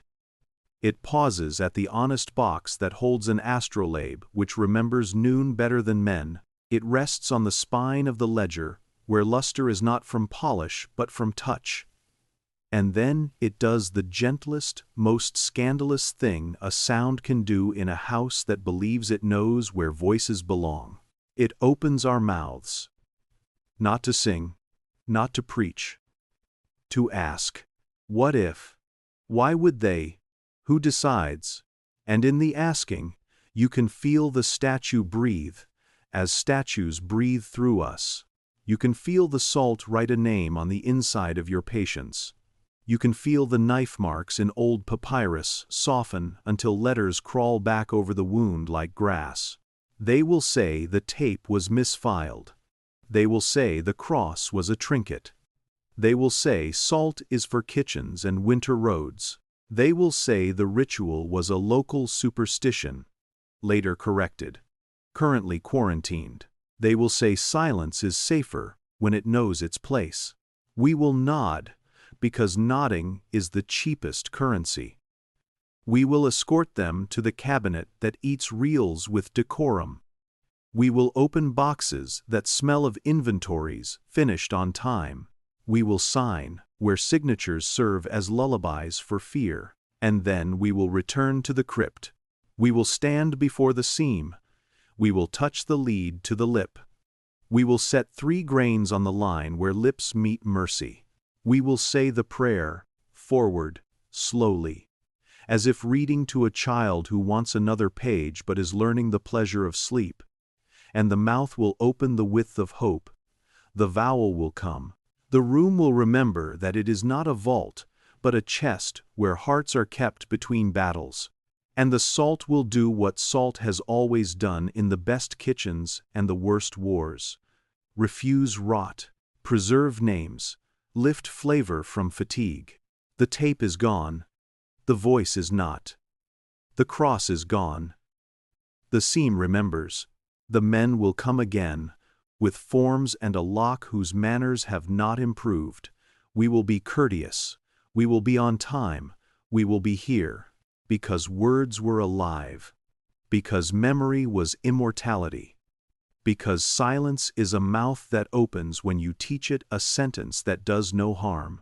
And if, in the dull light between Compline and the kind of sleep we tell our audience this story will bring, you should hear a vowel at the back of your own throat, a sound that insists on being followed by a question. Do not be afraid. Lay a grain of salt on your tongue. Touch your own lips, with a little cross you draw in the air with a finger that trembles for good reasons. Ask, what if the thing they fear is only this? That we will learn to open our own mouths in rooms that have been taught to keep them shut. Why would they, who have curated silence so tenderly, allow a vowel to loiter and grow into a word? Who decides when remembering ceases to be a crime? The statue does not answer in sentences. The ledger does not approve petitions. The chart does not award degrees. They are busier and kinder. They keep breathing. They keep quietly writing on whatever carries us next. And the tape ends where every honest tape does, with the soft click that announces there is no more ribbon, and yet the machine keeps turning, because the machine believes in continuation. We turn it off. We sleep. We wake. We go back down. We open what can be opened. We keep what can be kept. We let the rest rise. The book arrived wearing its own sentence. That is to say, the seal was not wax but lead, and the lead was engraved with a verse that instructed the hand to hesitate. A ribbon of hammered pewter had been pinned across the foredge with 2 small tacks the color of rain. The verse was short, practiced, a liturgical muscle that had learned to flex whenever a page forgot it was supposed to obey. It read, "Open only where mercy refuses to be flattered." The porter said that was the politest threat he had ever met. The cataloger ran his thumb along the pewter and said nothing, because lead and pewter say everything first and better. It had the dimensions of an ordinary gospel, the sort with a spine that remembers altars and a cover that knows which hands' oils are prayers and which are grease. But the edgework was wrong in a way only right things can be wrong. Each choir's first letter, its capital initial, was not illuminated in the usual gold that pretends to be quiet while buying everyone a drink. Instead, at the initial's root, a tiny sigil had been pricked into the vellum, 3 lines intersecting. Not a star, not a feather, the same stubborn trident flower we had seen along the hush of the 13th aperture and on the inner lid where the astrolabe had kissed walnut hard enough to leave a warmth burn. A coherence was assembling itself across our days, like a choir deciding on a key while the congregation looks for their place. We did not cut the pewter ribbon as men cut through problems. We warmed it, the way you warm a hand, with breath. Pewter relents to patience more than to blades. The verse softened. The pins regarded us with an amused piety, and then bowed out of the vellum as if excusing themselves politely from the wrong wedding. Under the ribbon, a parchment slip lay coiled. Not a bookmark, a proviso. The hand was old, quick, ashamed of nothing. Read forward for comfort. Read backward for truth. Leave 7 lines unsaid, or the rope will pull. A rope again. The same rope that had tightened in the mouth of the backward liturgy at noon. The world was consistent in ways we had not earned. We breathed. We opened. The first page greeted us with the customary genealogy, but every name wore a shadow, as if an alternate ancestry had cast itself on the vellum and then receded, leaving only the sense that history is a polite screen for a more impolite persistence. The Latin was clean, but certain letters leaned in a fraction, as if they were eavesdropping on the sentence beside them.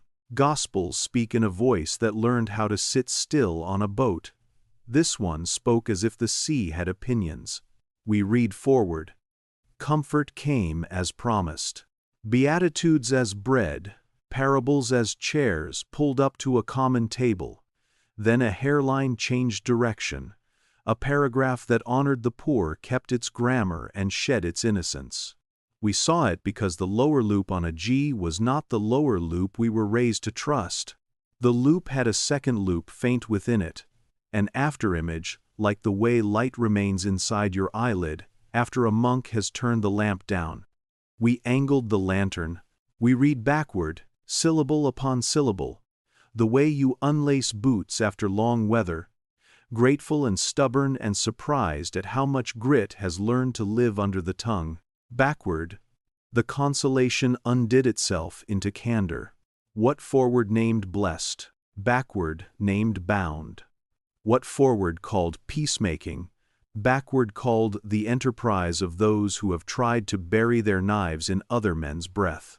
Not an inversion that mocks, a reversal that removes flattery from mercy, until mercy stands unsupervised.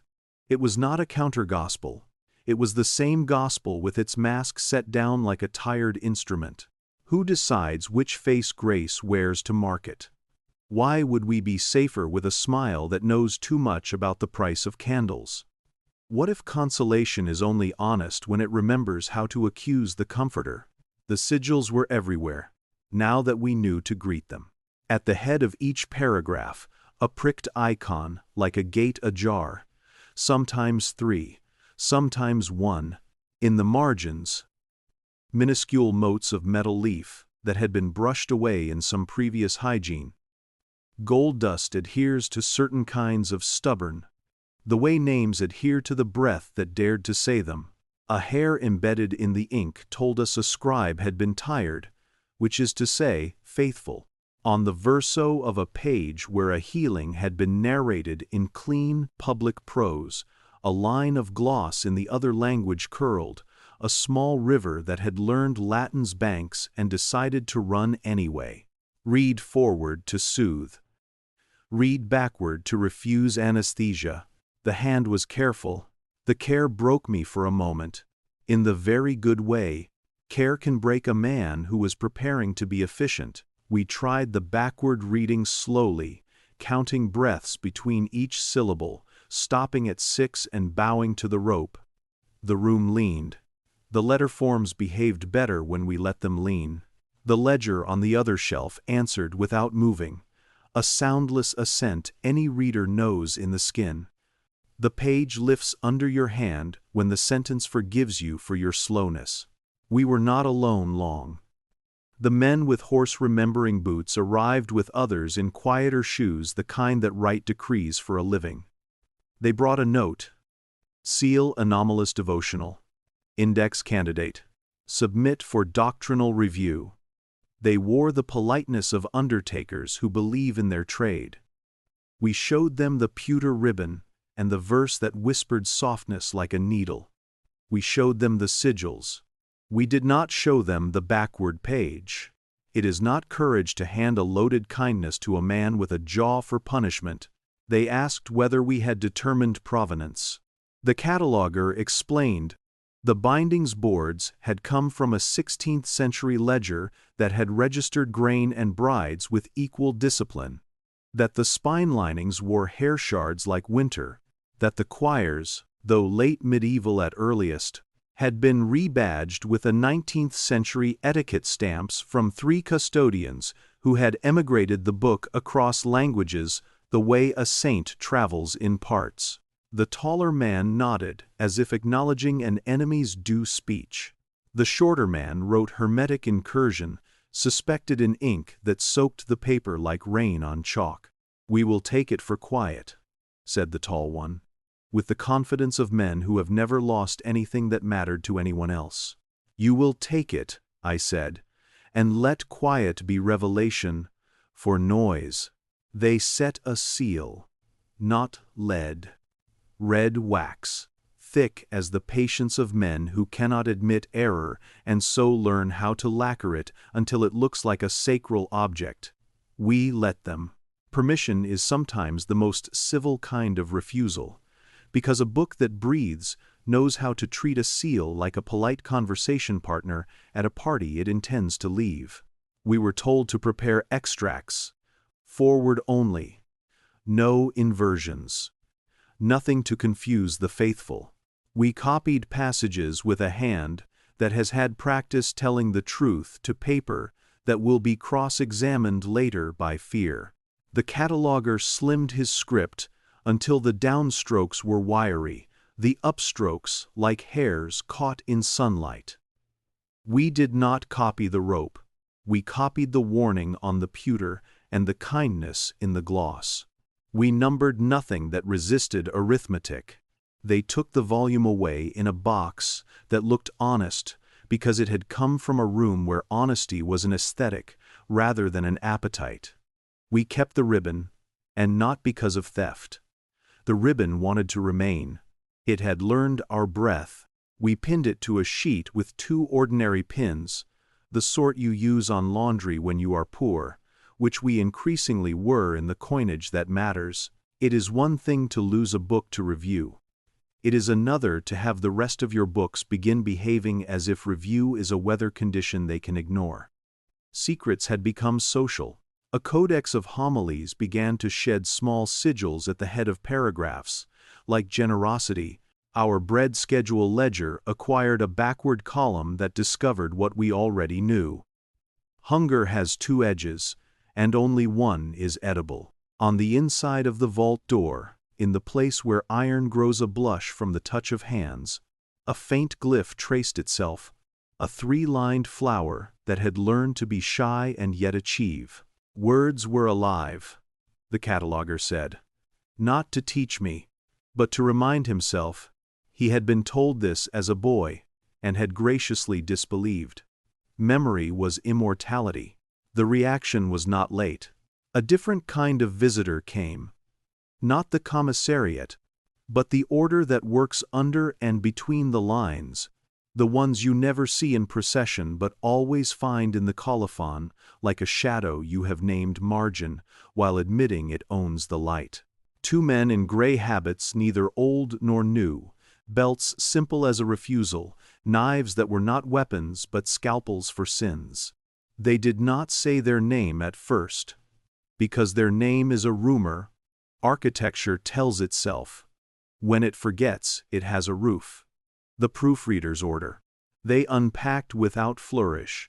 Penknives worn to a memory of a blade.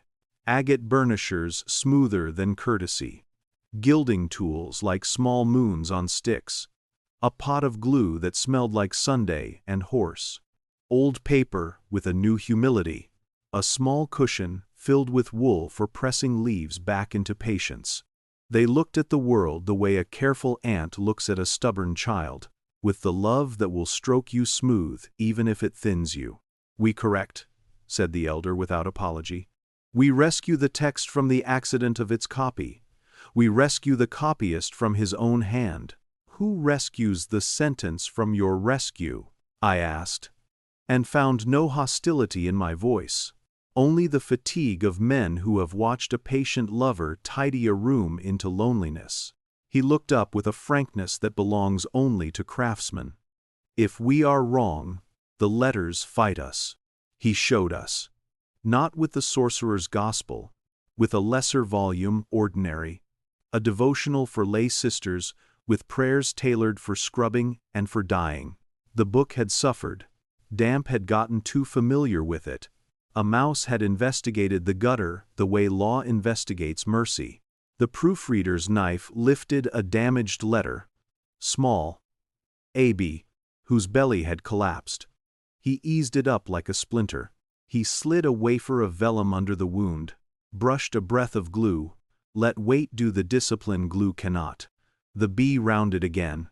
He pressed the page, with the pad in small circles, the way a mother belatedly learns to soothe a child who has been told to be brave too long. That is mercy, I said, because credit is a sacrament where honesty can still eat. He nodded. If the letter fights, we stop. Sometimes the word growls. Sometimes the sentence pretends not to notice, but the paragraph shivers. Sometimes he lifted his hands from the page as if they had learned the law of Sabbath. The book refuses. Then we close it and tell the men upstairs that the correction is not allowed. Ides actual, minist bly, he said, men upstairs, as if floors had become a theology. We brought them a page from the Sorcerer's Gospel, just one, a folio that spoke of a young man called to sell everything and a church called to buy what the young man had imagined himself losing. We asked them to demonstrate their proof. The elder examined the initial sigil like a gate ajar. He smiled slightly, the way a man smiles when he sees his own childhood's tool in a field he thought had been paved over. He set the knife's tip to a minuscule blot, not to excise it, just to invite it to explain itself. The blot rose like a blush, and then became a stroke, and the stroke a letter, and the letter an, that had been afraid to stand on its own. The elder did not press it down, he removed his hand. The N made its case by being unapologetically present. "This one corrects me," he said, and folded his knife. "Why would you obey?" I asked. "Because we are not the author," he said simply. "We are the men who put gold back where it walked off." They stayed 3 days. On the second, a dispute rose between the knife and a line in the Gospel that forward called the meek blessed and backward accused us of an industry in manufacturing meekness. The knife tried to lift a hairline erasure, polite, almost shy. The hairline did not permit it. The knife withdrew. The agate burnisher passed like a silent hand over a frightened animal. The gloss in the margin brightened for an instant, and then learned to be dim again. The order left one tool with us, on purpose or by providence. A narrow palette knife with a blade so thin you could see your own regret through it. Its handle had a worn place where thumbs had taught it about choices. On the backing, someone had scratched 3 lines, intersecting the sigil again, smaller than a blink, unwilling to be sure of itself, and yet certain. We kept it in the drawer, where we keep the thread that binds signatures back to spines, when the spine learns patience too slowly. We were instructed to send the Gospel upstairs once the order had completed its survey. We wrapped the book in linen like a body that intends to rise. We tied it with a shoulder knot we learned from a sailor who retired into prayer not because of age, but because storms had taught him to take attendance by listening. The box arrived. Honest again. Boxes are very good at innocence, until they are asked what they have done with their afternoons. We handed the Gospel over. In the evening, the choir practiced a hymn that's supposed to be small enough not to frighten God. The notes in the choir's book had been shaved to squares by centuries of modest copyists. They were not supposed to move. They moved, not the pitch, the contour. A single note refused to sit on the stave's line. It slipped between lines the way a patient's secret slips through years. The line of chant curved. Not much. Enough that the air leaned. The men sang without noticing. The sacristan looked up with the alarm of a competent man who has just glimpsed his competence in a crooked mirror. We went to the music closet, where the Liturgia Zodiaci had sulked and stood, and taught us the use of unsung measures. The shelf was as it had been. The codex was as it had not. Its spine had grown the smallest feathering at the head and tail parchment that had learned to resemble down. We opened. The backward measures were still present, still stern about the 7 that must be left alone to keep the hour from tightening. But down the center, across folios that had always kept to their appointed widths, ran a faint buckling, like the seam of a healed wound that predicts the weather. The 13th hush had found a way to write on music with a feather it kept behind its ear. Who decides? The porter asked the room. When a hymn is done? Do letters or breath? The cataloger touched the vellum's shoulder with 2 fingers, the way you touch a sleeping cat, because your need is greater than its right to dream. What if the chant has been cooking too long? He said. And now the meat wants water. The next morning came with a paper that attempted to be a verdict. Doctrinal Unit reports. Gospel text displays unstable inversions, inadmissible ambiguity, composite provenance. Recommendation: stabilize or sequester. Stabilize. The word a man uses when he means to tie something to a chair and ask long questions while explaining that kindness is a timekeeping device. Sequester. The word a man uses when stable doesn't take. We made tea strong enough to argue with several laws of afternoons. We waited. At noon, a courier brought a smaller box. Honest still, I have known men who carry guilt as if it were a grandson. proud, weighted, altered by love. The box held a copy. Not a copy you could sue in court for perjury, by resemblance only. A doctor's clean transcript of a patient's messy life. The bleed of ink into vellum had been laundered out. The sigils at the initials had been replaced by decorative knots, respectable, sentimental, unable to open a door. The backward readings had been stabilized. How? A thin layer of gesso had been floated over each line. Under certain angles, you could see the true letters catching their breath. Over the gesso, the forward text, faithful and hygienic, moved along like a procession of good news that has taught itself to look away from the coffin being carried behind it. The note in the lid said, "Public copy for devotion. Original quarantined for review." This is the tone institutions use when they think they are discussing weather and not hearts. We set the copy on the table and waited for the room to announce itself. When a book intends to behave, rooms fall asleep politely. The vault stayed awake. The feathered ledger on the shelf did not move and made itself felt. The star chart, rolled and sleeping, sent a brief green thought along the tube. The jar of salt fogged, feather-shaped, then cleared. We breathed. We opened the stabilized gospel to the chapter that feeds men who have sold too little and been praised for it because they have signed receipts. We read forward. Comfort. We read a sentence backward. Gesso scuffed our patience. But a faint warmth rose under the block, like a fever that has been told to behave for company. I took the palette knife. The order had left us. Not to scrape. To touch. I pressed the blade sideways, not using an edge, laying the flat of the steel, inviting the skin to remember a season where air was medicine and not contagion. The gesso softened in a single place no larger than a tear. A letter breathed. Another letter leaned. A word turned its head. We did not lift. We did not rescue. We did not prove. We asked. The word came like a secret, taught correctly, with the permission of the one who had kept it. It was not a spell. It was a disobedience practiced by meek things. It read simply, "Enough, enough. Comfort forward.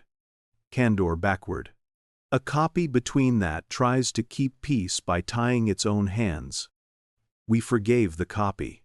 It could not help wanting to be liked. We closed it gently the way you close a door on a conversation that will continue later without you and be improved by your absence. That night, the choir's hymn did not finish itself. The line that had learned to slip between the stave and the rule did so with an ease that taught even the lay clerks to leave a breath unmarshaled. The sacristan let the silence hang a full beat, longer than dignity recommends. The vault breathed. Somewhere, the original gospel, in its sequestration, read itself backward inside its linen and remembered who had kissed its pewter. The men returned, not the order, the unit. They had with them a thurible without coals, a ridiculous instrument when you mean to measure breath with numbers. They asked for the copy for a public reading upstairs. We handed it over with the smile that men reserve for moments when surrender is art. The taller man peered past us toward the shelf where the ledger lay. His eyes traveled like a cautious pilgrim along the spines that refused to be named in polite company. "You understand the danger," he said, low, without menace. "People will do the backward reading without you. People will do the seventh line because courage is impatient. People will forget to ask who tightens the rope and who it saves." "Yes," I said. "We understand danger. We inventory it in pencil and we change the lead often." He almost smiled. "Almost. Who decides what survives?" he asked. And the question sounded honest even in his mouth. "Not us," I said. "Not you. But between us. Sometimes." I pointed at the palette knife. At the jar. at the tube, at the box that had practiced being honest and had nearly learned, we are permitted to refuse the kind of forgetting that arranges its hair like obedience. They left. The room found its favorite temperature, the slow mercy of wood that has agreed to hold a nail without hating the nail. We sat with the stabilized copy, and the ribbon, and the knife, and the salt, and the faint perfume of gesso, admitting it had been a guest and not a jailer. We took the ribbon up. We tied it around the copy. We waited. The verse on the pewter warmed open only where mercy refuses to be flattered, and the ribbon loosened by itself as if the copy had decided to admit its need. We turned to a page forward where a tyrant is asked to let go, and backward where a people remembers its original job description. We spared the gesso the humiliation of a blade. We breathed. A letter rose. It made no great claims. It said, "Begin." We began. In the morning, the original was gone from its quarantine. We knew this because the men arrived looking for an apology we were not prepared to tender. Their box was empty in a way boxes do not like to be. The seal had not been broken. The linen lay folded as if a nurse had made a bed. The clerk who had signed it in confessed that he had dreamed of a pewter ribbon and woke with the taste of salt in his mouth and a small feather under his tongue. He did not tell his superior. He told us, because our faces have learned to be a certain shape that makes confession feel like a well you trust because you see that it gives to ropes without argument. What if texts learn the ledger's math and diversify into margins we cannot police? Why would a gospel settle for sequestration when its job is circulation? Who decides whether an absence is an escape or an arrival? We do not have the original. We do. It lives in the copy that blushes under pewter and breath. It lives in the choir's line that doesn't finish on command. It lives in the knife's refusal to cut when the letter says enough, and in the order's hands that stop when stopped. It lives in the star chart's hush that draws plans where maps forget humility. It lives in the salt that writes names in the exact script of the patient dead. It lives in the mouth that opens to vowels men have not licensed. It lives in the ledger that sheds feathers when you ask it for arithmetic. Words were alive. Memory was immortality. We keep saying it the way a man keeps tasting bread in a siege, not because bread belongs to him, but because belonging is how bread becomes a sacrament instead of a weapon. And if, in the gray interval between Vespers and the hour we promise our listeners sleep, you should find that your own favorite gospel, whichever text has held you upright in weather, begins to show you a second face. When you read it backward in gratitude, do not call the commissariat. Breathe. Leave 7 lines unsaid. Touch the margin with a finger that knows the difference between curiosity and surgery. Ask, what if the consolation forward is only true because the candor backward refuses to be quiet? Why would they bind the candor, if not to keep themselves from needing to change? Who decides when we stop treating mercy as a brand and let it walk around like a person again? We will be in the crypt or the vault, or the little sacristy closet that smells of salt and rosemary and the cleanly scandal of uncompleted hymns. Bring your copy, bring your breath, bring the part of you that has been stabilized against your will. We will not scrape, we will not flay, we will lay the flat of the knife against the gesso that tidies you. We will wait until something under it warms, and if the letter rises the little n, with its shy second loop, the enough, the begin, we will close the book and let the word live, not here, not under a lid, but in your mouth. Because the rope will not pull if you leave the measure unsung, because the door will not slam if you stop trying to name it. Because the gospel will not be sequestered by fear when a room has learned how to host brave readings without finishing on the beat that flatters tyrants. We will sleep after that. Because sleep is the body's way of agreeing to be read backward by a moon that has learned patience. And between sleep and morning, if a feather brushes your lips like punctuation, do not be alarmed. That is the text, kissing you once before leaving by the same door that the men swore did not exist. Stone remembers differently than paper. Paper keeps the heat of the last hand. Stone keeps the weather of a century and refuses to apologize. When we unwrapped the tablet after the courier had rehearsed his innocence and the porter had given him bread out of habit, it made the room cooler by an argument, not a degree. The cloth went slack. The cedar box sighed. The slab lay there the way certain truths lie, undecorated, patient, convinced that hiding was never the point. It was the green of rain seen through an eel's body. Not jade, not glass.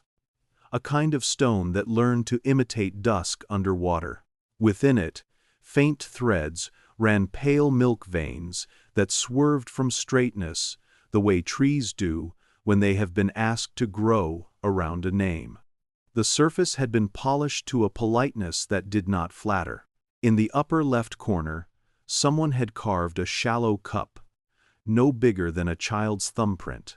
In the lower right, a hair-thin groove led off the edge like a road that refuses maps. The label indulged itself. Tabula noctilucens. Noctilucent. Night shining. The script pretended to be unexcited. A small note beneath, in a hand we have come to love for its shamed candor. Speak a name and watch your manners. We did not speak a name immediately. We have learned. Some objects require appetites to tip their hats before anyone is fed. The porter fetched the jar of salt and set it on the table, the way a man sets an animal he trusts in the room where he was told not to bring animals. The cataloger produced the ledger, tenderly, the feathered spine whispering the room's barometric pressure into our fingers. I added the star chart in its tube, and the knife, the proofreader's order had forgotten on purpose. You do not force convergences. You invite them to consider that they were inevitable. Which name? The porter asked, and there was an uncharacteristic tremor in him. Names are ropes and ladders both. We have been bruised by ropes and saved by ladders. Begin with one the stone cannot resent, I said. Begin with your own. He smiled in the shy way men do when reminded that their existence is the oldest liturgy. He leaned in. He said his name. The air did nothing dramatic. The tablet did. Not a flare, no blaze. The green learned to be greener, as if someone had washed its sleep off. The milk veins found their courage. The shallow cup bloomed the palest light, like a small fruit willing to feed insects and saints. A dimness within the stone arranged itself, as if the slab had accepted the job of carrying not the man's soul.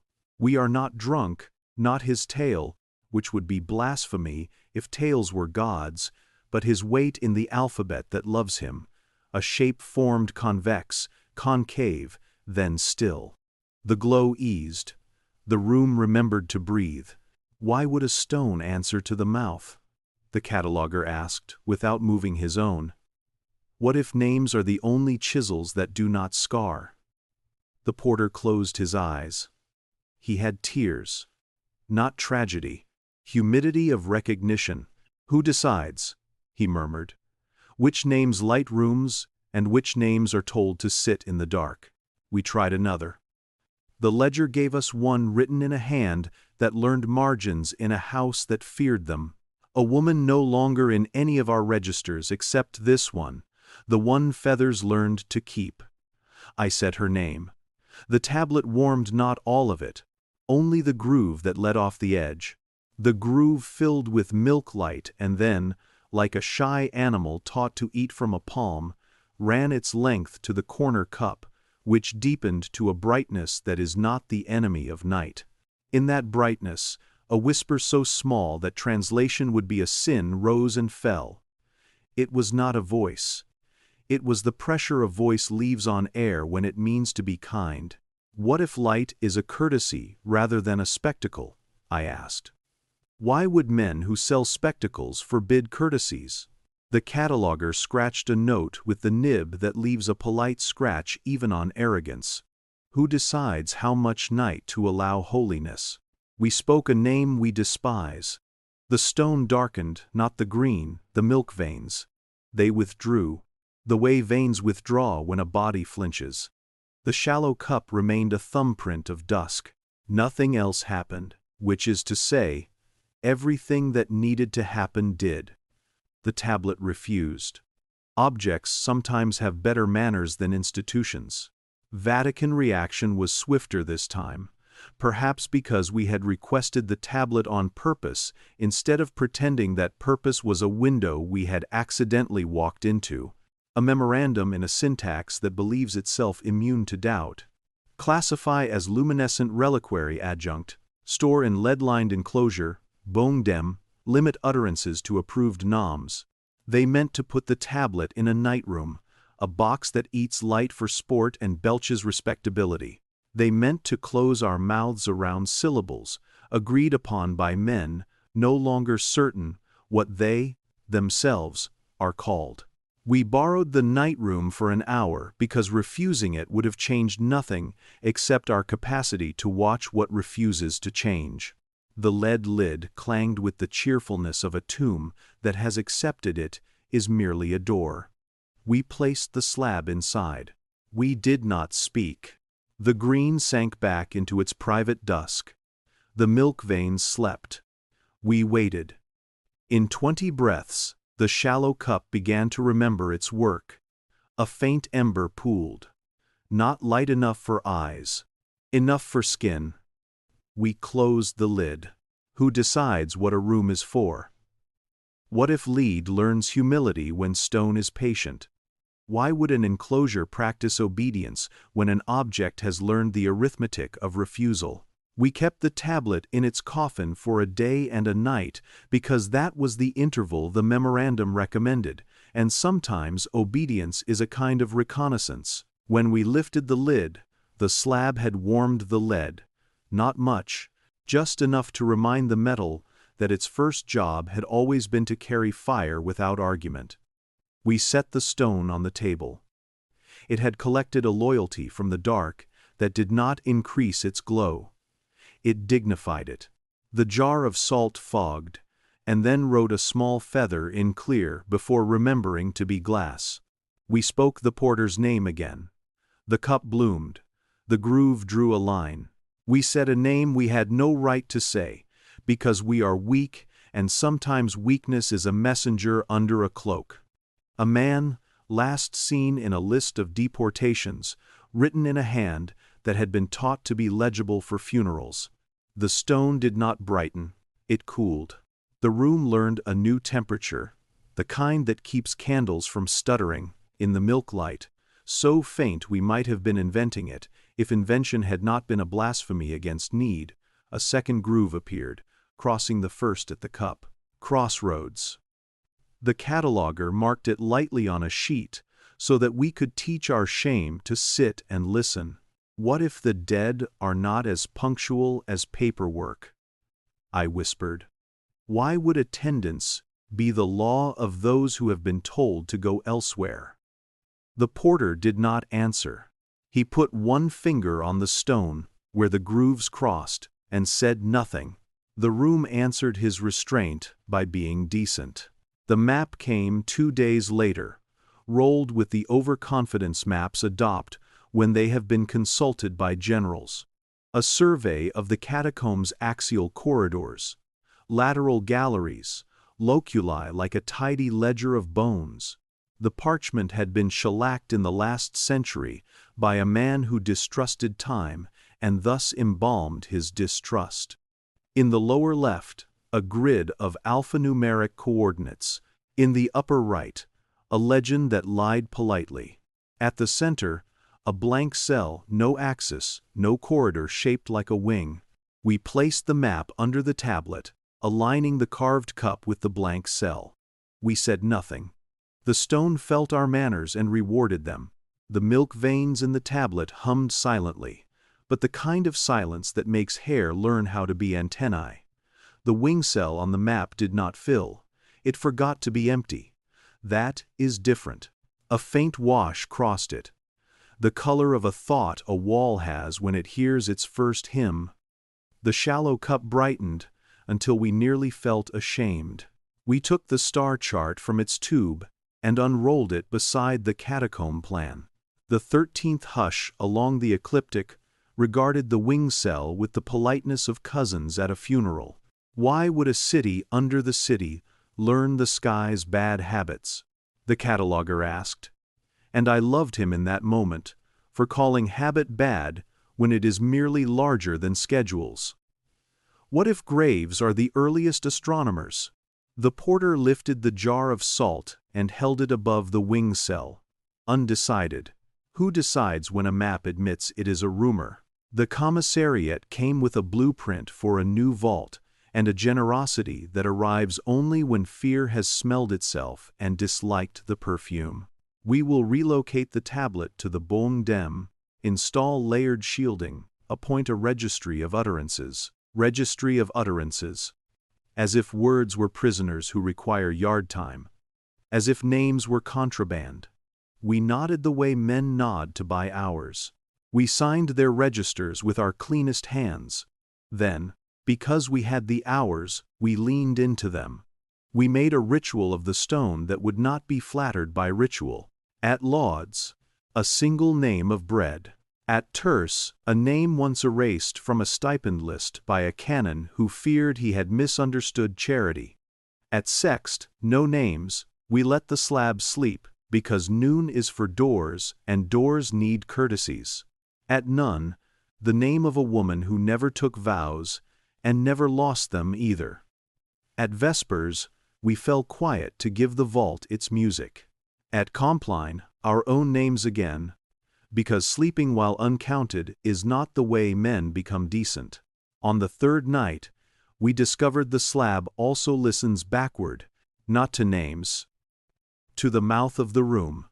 The catacomb clock told us this. It arrived in a box, made by a carpenter who had been taught the difference between proud and true.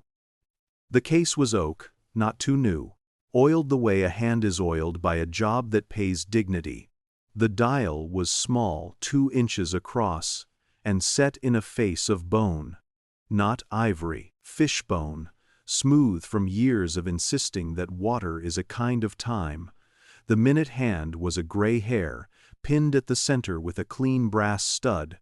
The hour hand was the spine of a sardine, of no great reputation. Around the face, instead of numerals, a ring of 24 tiny nicks, like notches, on patience. We wound it. The key, a small crescent of steel that complained kindly. It ticked. This tick did not own the room the way clocks in official corridors do. It announced itself as if it needed to be greeted. Every minute, the gray hair moved the length of a friendship. Every hour, the fishbone tugged the hair, like a mother adjusting a collar. On the back, someone had engraved a rule too small for anyone with malice to read. 1 tick, 1 name. No mechanism had room for names. We knew what had the room. We carried the clock to the crypt where the statue kept its seam and set it on the floor, because some faces belong low, not high. Who decides? The porter asked softly, as men do when speaking to things that will be here long after. How fast forgetting ought to be. The minute hair advanced. We heard it only because the room had learned our stethoscopes. We brought the clock to the tablet. We set it on the corner of the slab where the milk veins gathered like cousins at a wake.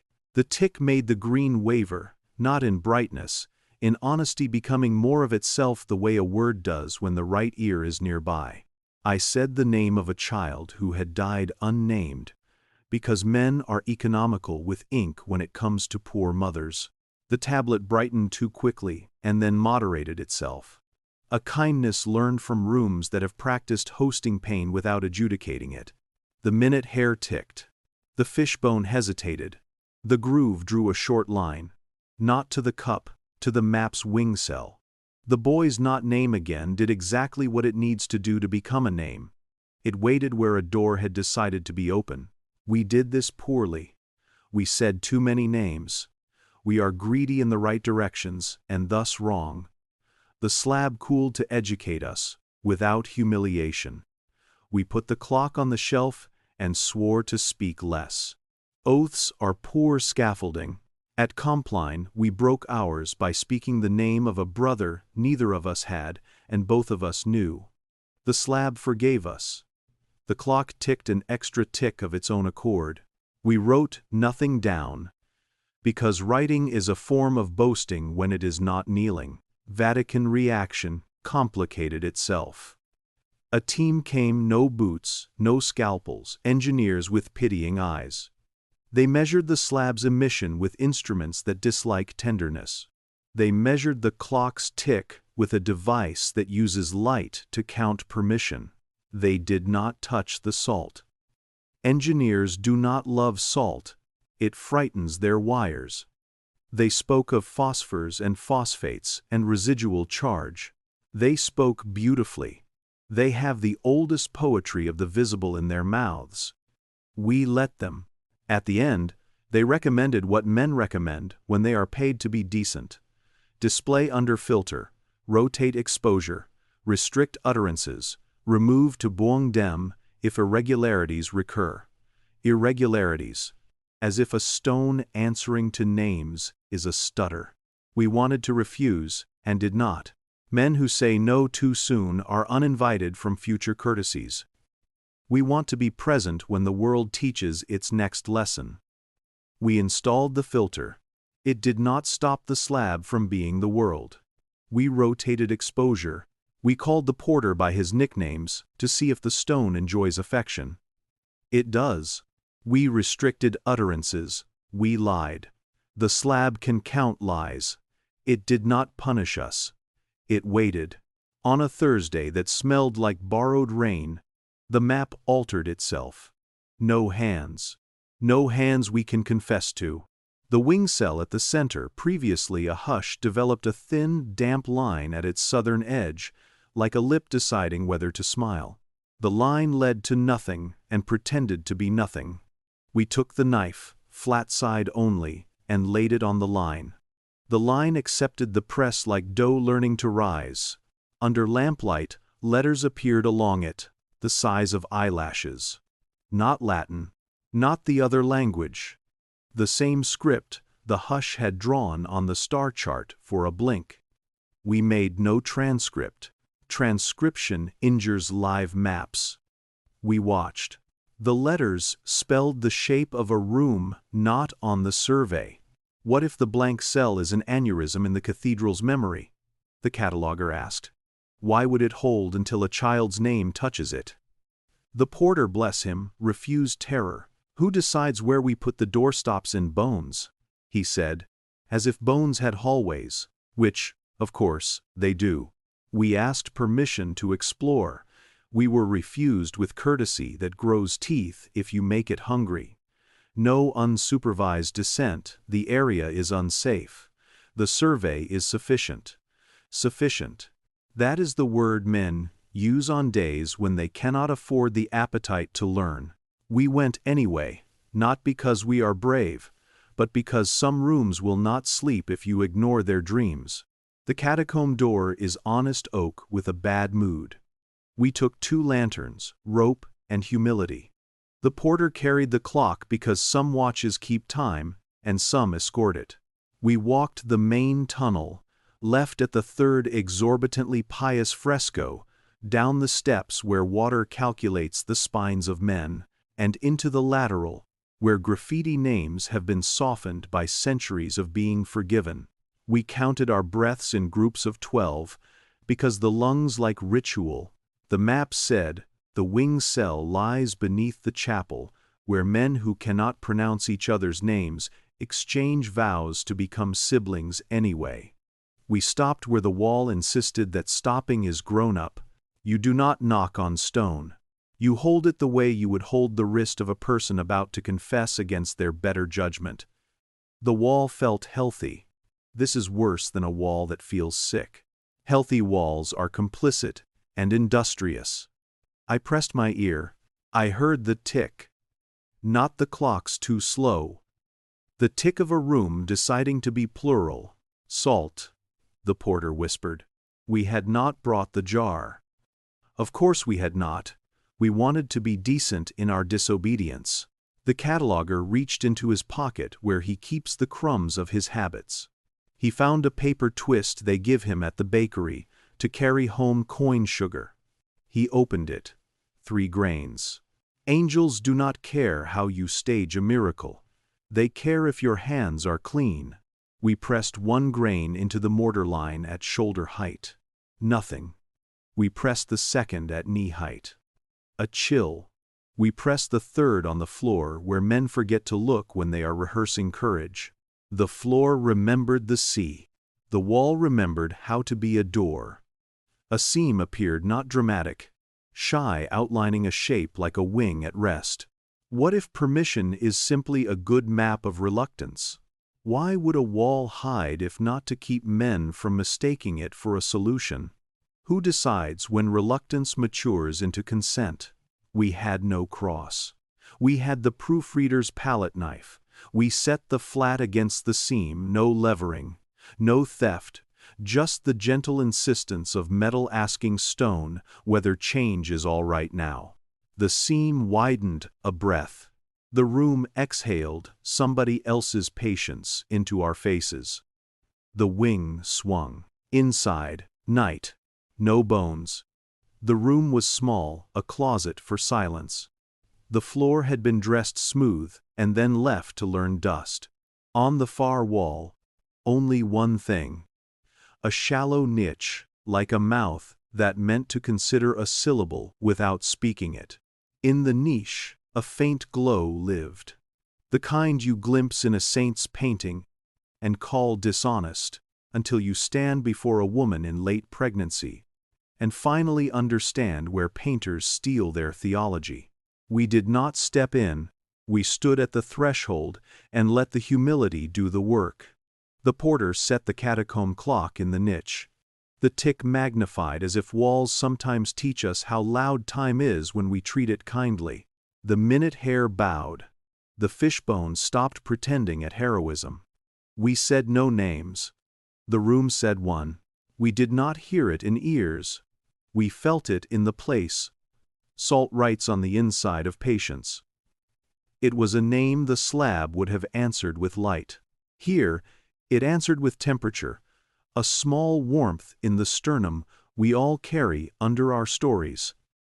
The porter cried without distress. The cataloger made a mark on the doorjamb, 3 lines intersecting. Small, modest, the sigil our days had chosen as a handshake between obscurities. Who decides where a name ought to live? He asked. Not me. Not the wall. Not the thin knife in his hand. What if some names prefer rooms that count softly and do not applaud? We left the clock. That was the rule the room wrote on our mouths as we learned them. We closed the wing. The seam annealed itself like skin that has decided to trust the doctor. We walked back up, counting our breaths in 10s because we had used our 12s in the right place. At the sacristy door, the commissariat waited with their polite enforcement, because rumor, even when it behaves, works faster than courage. They had paper, they had boxes. They had a key for a lock we do not own. Return the tablet to the night room, the tall one said. Return the clock, said the short one, who does not make demands unless the demand is lonely. No, we said, and felt no heat in the word. It is working. In what sense? He asked. And I loved him in that moment for keeping grammar honest. In the sense that a name has been given back its room, I said. That is not a measurable function, he said with the admitted sadness of men whose work has taught them that certain mercies dodge rulers. "Watch," the porter said. And he led them to the crypt where the tablet Saturday, he said the boy's not name. The slab brightened exactly enough. The groove traced itself to the wing cell. The cup held. The room did the small thing that causes larger things to survive. The short one closed his eyes briefly, a gentleman allowing a room to pass through him without embarrassing either party. The tall one nodded. Once, the way a man nods at an argument he cannot sign but will not sabotage. Temporarily, he said, because a bureaucracy that cannot say always will mock itself with temporary until someone kisses it. We signed nothing. We promised nothing. We kept the tablet and the map. We did not fetch the clock. We returned to our hours, which now had a room attached to them like a kind lung. Sometimes, late, if you press your ear to the floor near the sacristy when the cleaning ladies have left and the chorus of broom and pen has fallen asleep, you can hear the tick, one name, and in the tick, an arithmetic the Vatican never teaches but always uses. Tally the quiet returns. Not the triumphs. The steady, small comebacks of syllables nobody paid to print. The tablet glows. Enough to teach torches, manners. The ledger whispers feathers. The star chart behaves, mostly. The gospel breathes under its gesso, like a man deciding whether to wake.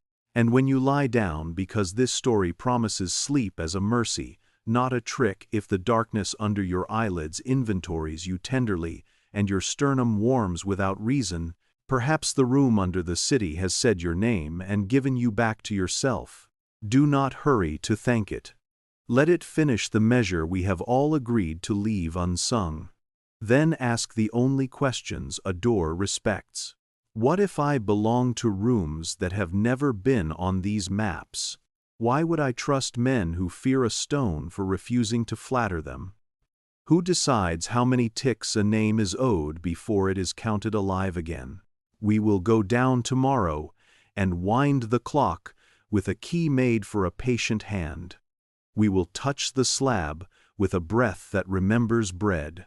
We will press the knife flat against the map to invite more corridors to be honest without performing. We will bring 3 grains. We will forget to swear any oaths. We will let the wing open only as far as a word can be kind without turning into law. The rest will be chapter 6, which already writes itself in feathers when we pretend to rest. A page that writes its last line on its own. A ledger that refuses to burn, a sentence without arithmetic, that has learned to travel by other roads and will find you wherever your sleep keeps its finest light. By then we had learned the decencies required of us by objects that preferred manners to miracles. We knew how to breathe at noon. We knew how to leave measures unsung, salt uncrowded, knives flat. We knew what to do with a door that had misrepresented itself as a wall. But the book, our first book, the soft-spined thing wrapped in the molting of obedience, had one more lesson, and it would teach it in the only tense that never flatters men, the present. It began with weather. Vatican courtyards are good at weather. They stage it like a civic opera. Thunder enters from the east. Applause from the pigeons. A solo for the gutters. That afternoon the sky rehearsed humility. Rain braided itself into thin strings and hung there, undecided, as if the air were a loom and the city a story waiting to be woven. The porter looked up. He has a face that knows when water is about to tell the truth. Soon, he said, and meant everything. In the vault, the ledger had kept its promise to be ordinary. It lay on the cedar, like a child who has forgiven its fever and agreed to finish its soup. We left it alone, except we did not. We never do. Even hands held behind backs are hands. The cataloger stood 3 steps away and recited, softly, the list of names the stone had not refused. I sat and did nothing, the most difficult craft in a building founded on the conviction that doing is worth more than staying. The jar of salt fogged and cleared, as if practicing a language. The first feather fell as a sound, not the whisper of a quill. A dry syllable, the kind a moth makes when it changes its mind about a flame. Then another, then a little drift, like a thought losing interest in its own secrecy. The ledger's spine fluffed. The room did not brighten. It grew accurate. Feathers are tiresome to men who sweep. They get into the intentions of a broom and teach it to miss corners. These did not fall to the floor. They fell to the page itself. Each vein arranged itself along a line where some previous corrector's knife had left papyrus raw. Each rachis found a seam and entered it as if returning a key. The page moved, not turned moved, the way a breastbone moves when forgiveness is finally attempted. The ink rose from the strokes with the shyness of an animal that must be coaxed from under a bed. The letters, all day obedient, practiced vertebrae. We stood where men stand, when something is happening and they have agreed not to be honored with rolls. The cataloger wiped his eyes with the back of his wrist and left a small, dark smear like a signature learned too late. The porter did what he does best. Counted. Not aloud. In the bones. Counted breaths, counted feathers, counted the heartbeats between one question and the next. We did not say begin because the book had. The sentence wrote itself at the bottom margin, where the medieval hand had refused to go because the bookbinder had warned him the kettle stitch needed room to be proud. The English was not English, and the Latin was not Latin. And the other language kept its beautiful disobedience. And yet any reader in any century who has loved even one person would have recognized the meaning scratched into the air above the page, like a vow you hear in the throat before the lips. It said, "We remember." A person might find that underwhelming. A person who has never had their name lost by a room, or their mother's childhood unprinted by polite ledgers, or their city's lungs traded for better views. We remembered with it, that is to say, we were allowed to be present while a page returned to itself the way a tide returns to a shore and persuades the stones to admit they were made for this. The door did what doors do. News has its own catacombs. A cannon came sighing, which is the sound manners make when they'd rather be elsewhere. 2 men in uniform followed, the kind that says, "We apologize for what our fathers called order." The shorter man, honest in his tiredness, which is a form of decency, cleared his throat and held up a paper. Immediate audit. Transfer for thermal remediation. They meant fire. They will tell you they did not mean fire. They did. They always mean fire when a room refuses to be obedient to a vocabulary. "You intend to burn a ledger," the cataloger said, and discovered he had a novelist's gift for summary when grief edits. "To stabilize." The tall one corrected, gentler than doctrine permits. "To neutralize pathogenic ambiguity." What if ambiguity is the breath between a question and its truth? I asked, without permission.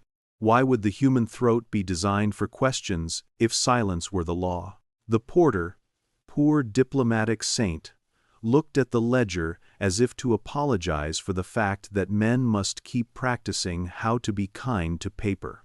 They brought the box. Not the honest box. That had served its allegorical purpose. This was a professional, fireproof, sullen, sure of the applause that embers give themselves. The seal, a small red wafer, like a censored cherry, waited. We opened the linen. The feathers lay obedient as a choir that has forgiven the choirmaster without telling him. The page said, "We remember," and then, beneath, in a hand we knew only because our hands had been beside it at other altars, wrote another line. Do not number us. We were never counted to begin with, the men read. The tall one did the decent thing of nearly closing his eyes. The short one did the indecent thing of looking directly at the sentence until it blushed. The canon sighed again, the sigh of infrastructure. We must, he said, and none of us asked whom he meant by we, because pronouns are the oldest fog. We did not clutch. We have learned that clinging is how good things are torn. We lifted the ledger, 2 hands, linen as sling. The feathers brushed our wrists like a schoolmaster's ruler that has begun to repent. We placed the book in the box. We did not bless it.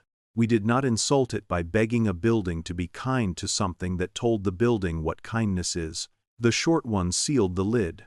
The tall one nodded and chose to be the one who carries, because some men still believe they should do their own hard labor.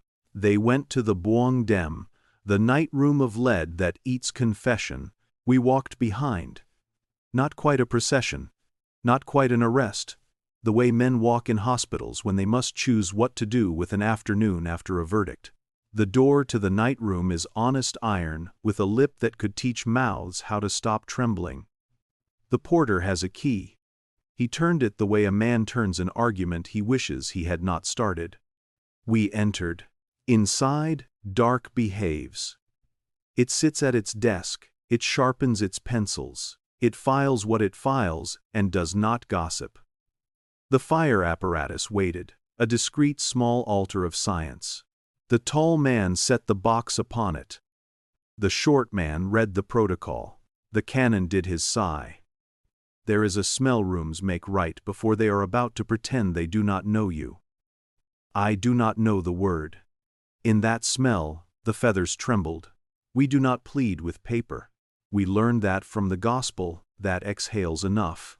We do not tell clocks what time it is. We learned that from a fishbone hour hand, that could be snapped in the fingers of any man and refuses to be broken by fear. We do not command salt. We learned that from a jar that writes feathers in fog and writes names in patience. We did what is left to do when rooms practice their tyrannies politely. We asked, "What if?" I said to the box, as if it were a nervous child. "What if you have another way of being here? Why would you accept their method of heat when you have your own?" The porter did not cross himself. He is beyond gesture when love is working. Who decides? The cataloger said. Clear, readable, ready to become a footnote if it would help. Which fire is the one that purifies, and which is the one that flatters control?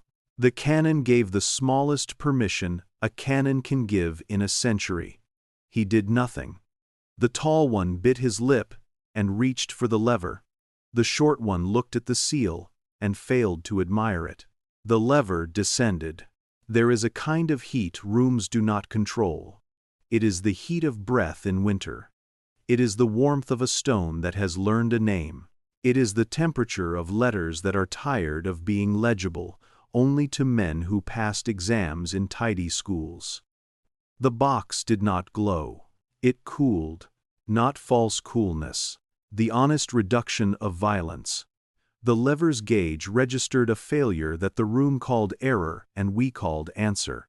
The feathers rose inside the box the way thoughts rise in the chests of people who have been told, politely, not to think. The lid did not fly.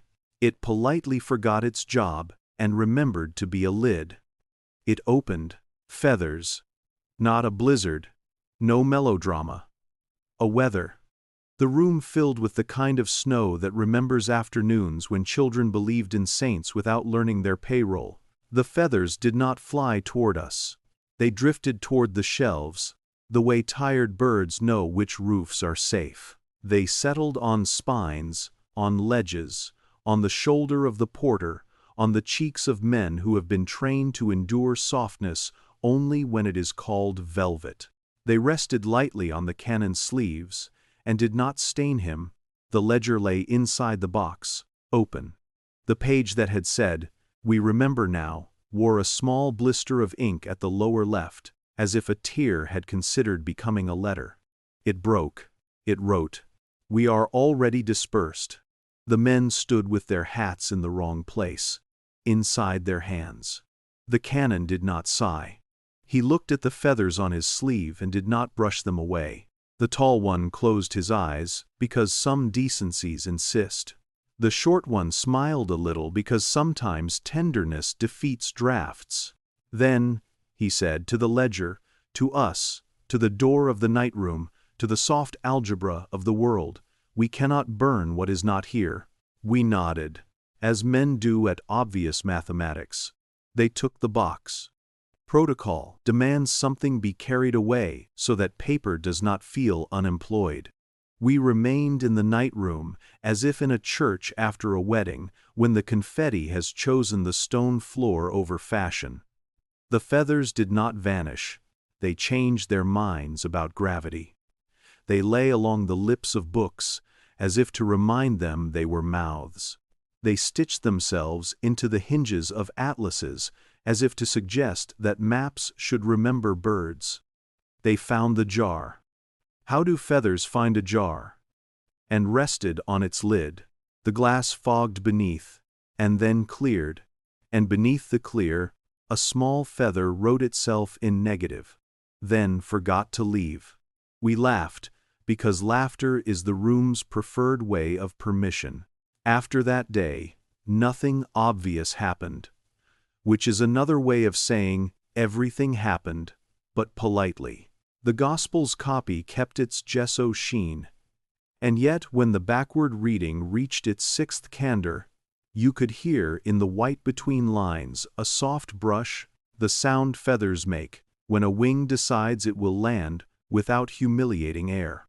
The star chart learned to blacken only enough to educate, then relented with the patience of nurses. The astrolabe returned to us in its honest box by men who had begun to suspect their boxes were being tutored by verbs refused to misbehave for anyone taking notes. The catacomb clock ticked with ordinary fidelity. We went down and wound it on Sundays, as if it were an elderly relative whose company does not ask for drama. Names came back. Small ones first, because magnitude is bad pedagogy. The boy with the not name acquired a syllable, and then, weeks later, another. The slab brightened only enough to teach lamps shame. The wing room breathed. We let it. Vatican reaction turned, as reactions do, into policy. An internal memorandum, written in the tone of a man ironing a shirt whose buttons have been replaced by birds, circulated. Do not engage in unlicensed inversions, unscheduled utterances, or unauthorized cartography. A second memo followed with the gentleness bureaucracy adopts when it discovers that obedience is the one commodity it cannot afford to waste. Where anomalies persist, prefer isolation to eradication. Prefer isolation. The new mercy of old institutions. They built a smaller night room. They gave it better hinges. They printed a charming brochure in 3 languages, explaining why light sometimes behaves like a sacrament and sometimes like an error. People came. Not crowds, our work is not a carnival. A woman from Utrecht who had once argued a footnote into sainthood. A man from Baltimore who suspected his family had been misfiled by seafaring. An old Italian who needed no permit to touch stone because her hands had once been apprentices in a world that had time for apprentices. They did not ask for proof. They asked for the room that asks nothing back. We showed them doors. Some looked like walls. Some looked like music. Some looked like the place a hinge keeps for itself when the door is very tired. We did not stage demonstrations. That is the theology of salesmen.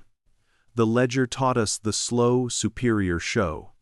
Be where the word will be, when the word no longer chooses to disguise itself as letters.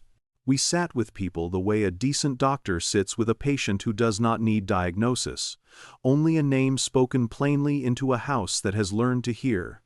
We sang to 6 and swept the steps. We salted sparingly. We breathed through rope. We let noon open and not close entirely. We did not finish the line. At the end, the ledger wrote its last sentence without us. This is how. At Compline, the porter went to the vault to lock what can be locked and greet what refuses.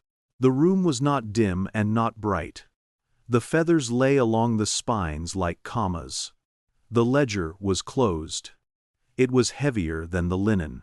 That is to say, it had learned a new gravity, the kind that does not tax the hands. He unfastened the cord with the patience of men who undress their dead and mean to honor breath's old house. He opened the book to the page 0 that had contempt for numbers. He did not hold a lamp.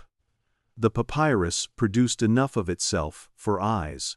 There, in the lower margin, where the letters had always avoided catastrophe by refusing to be tall, a line had appeared, not in ink.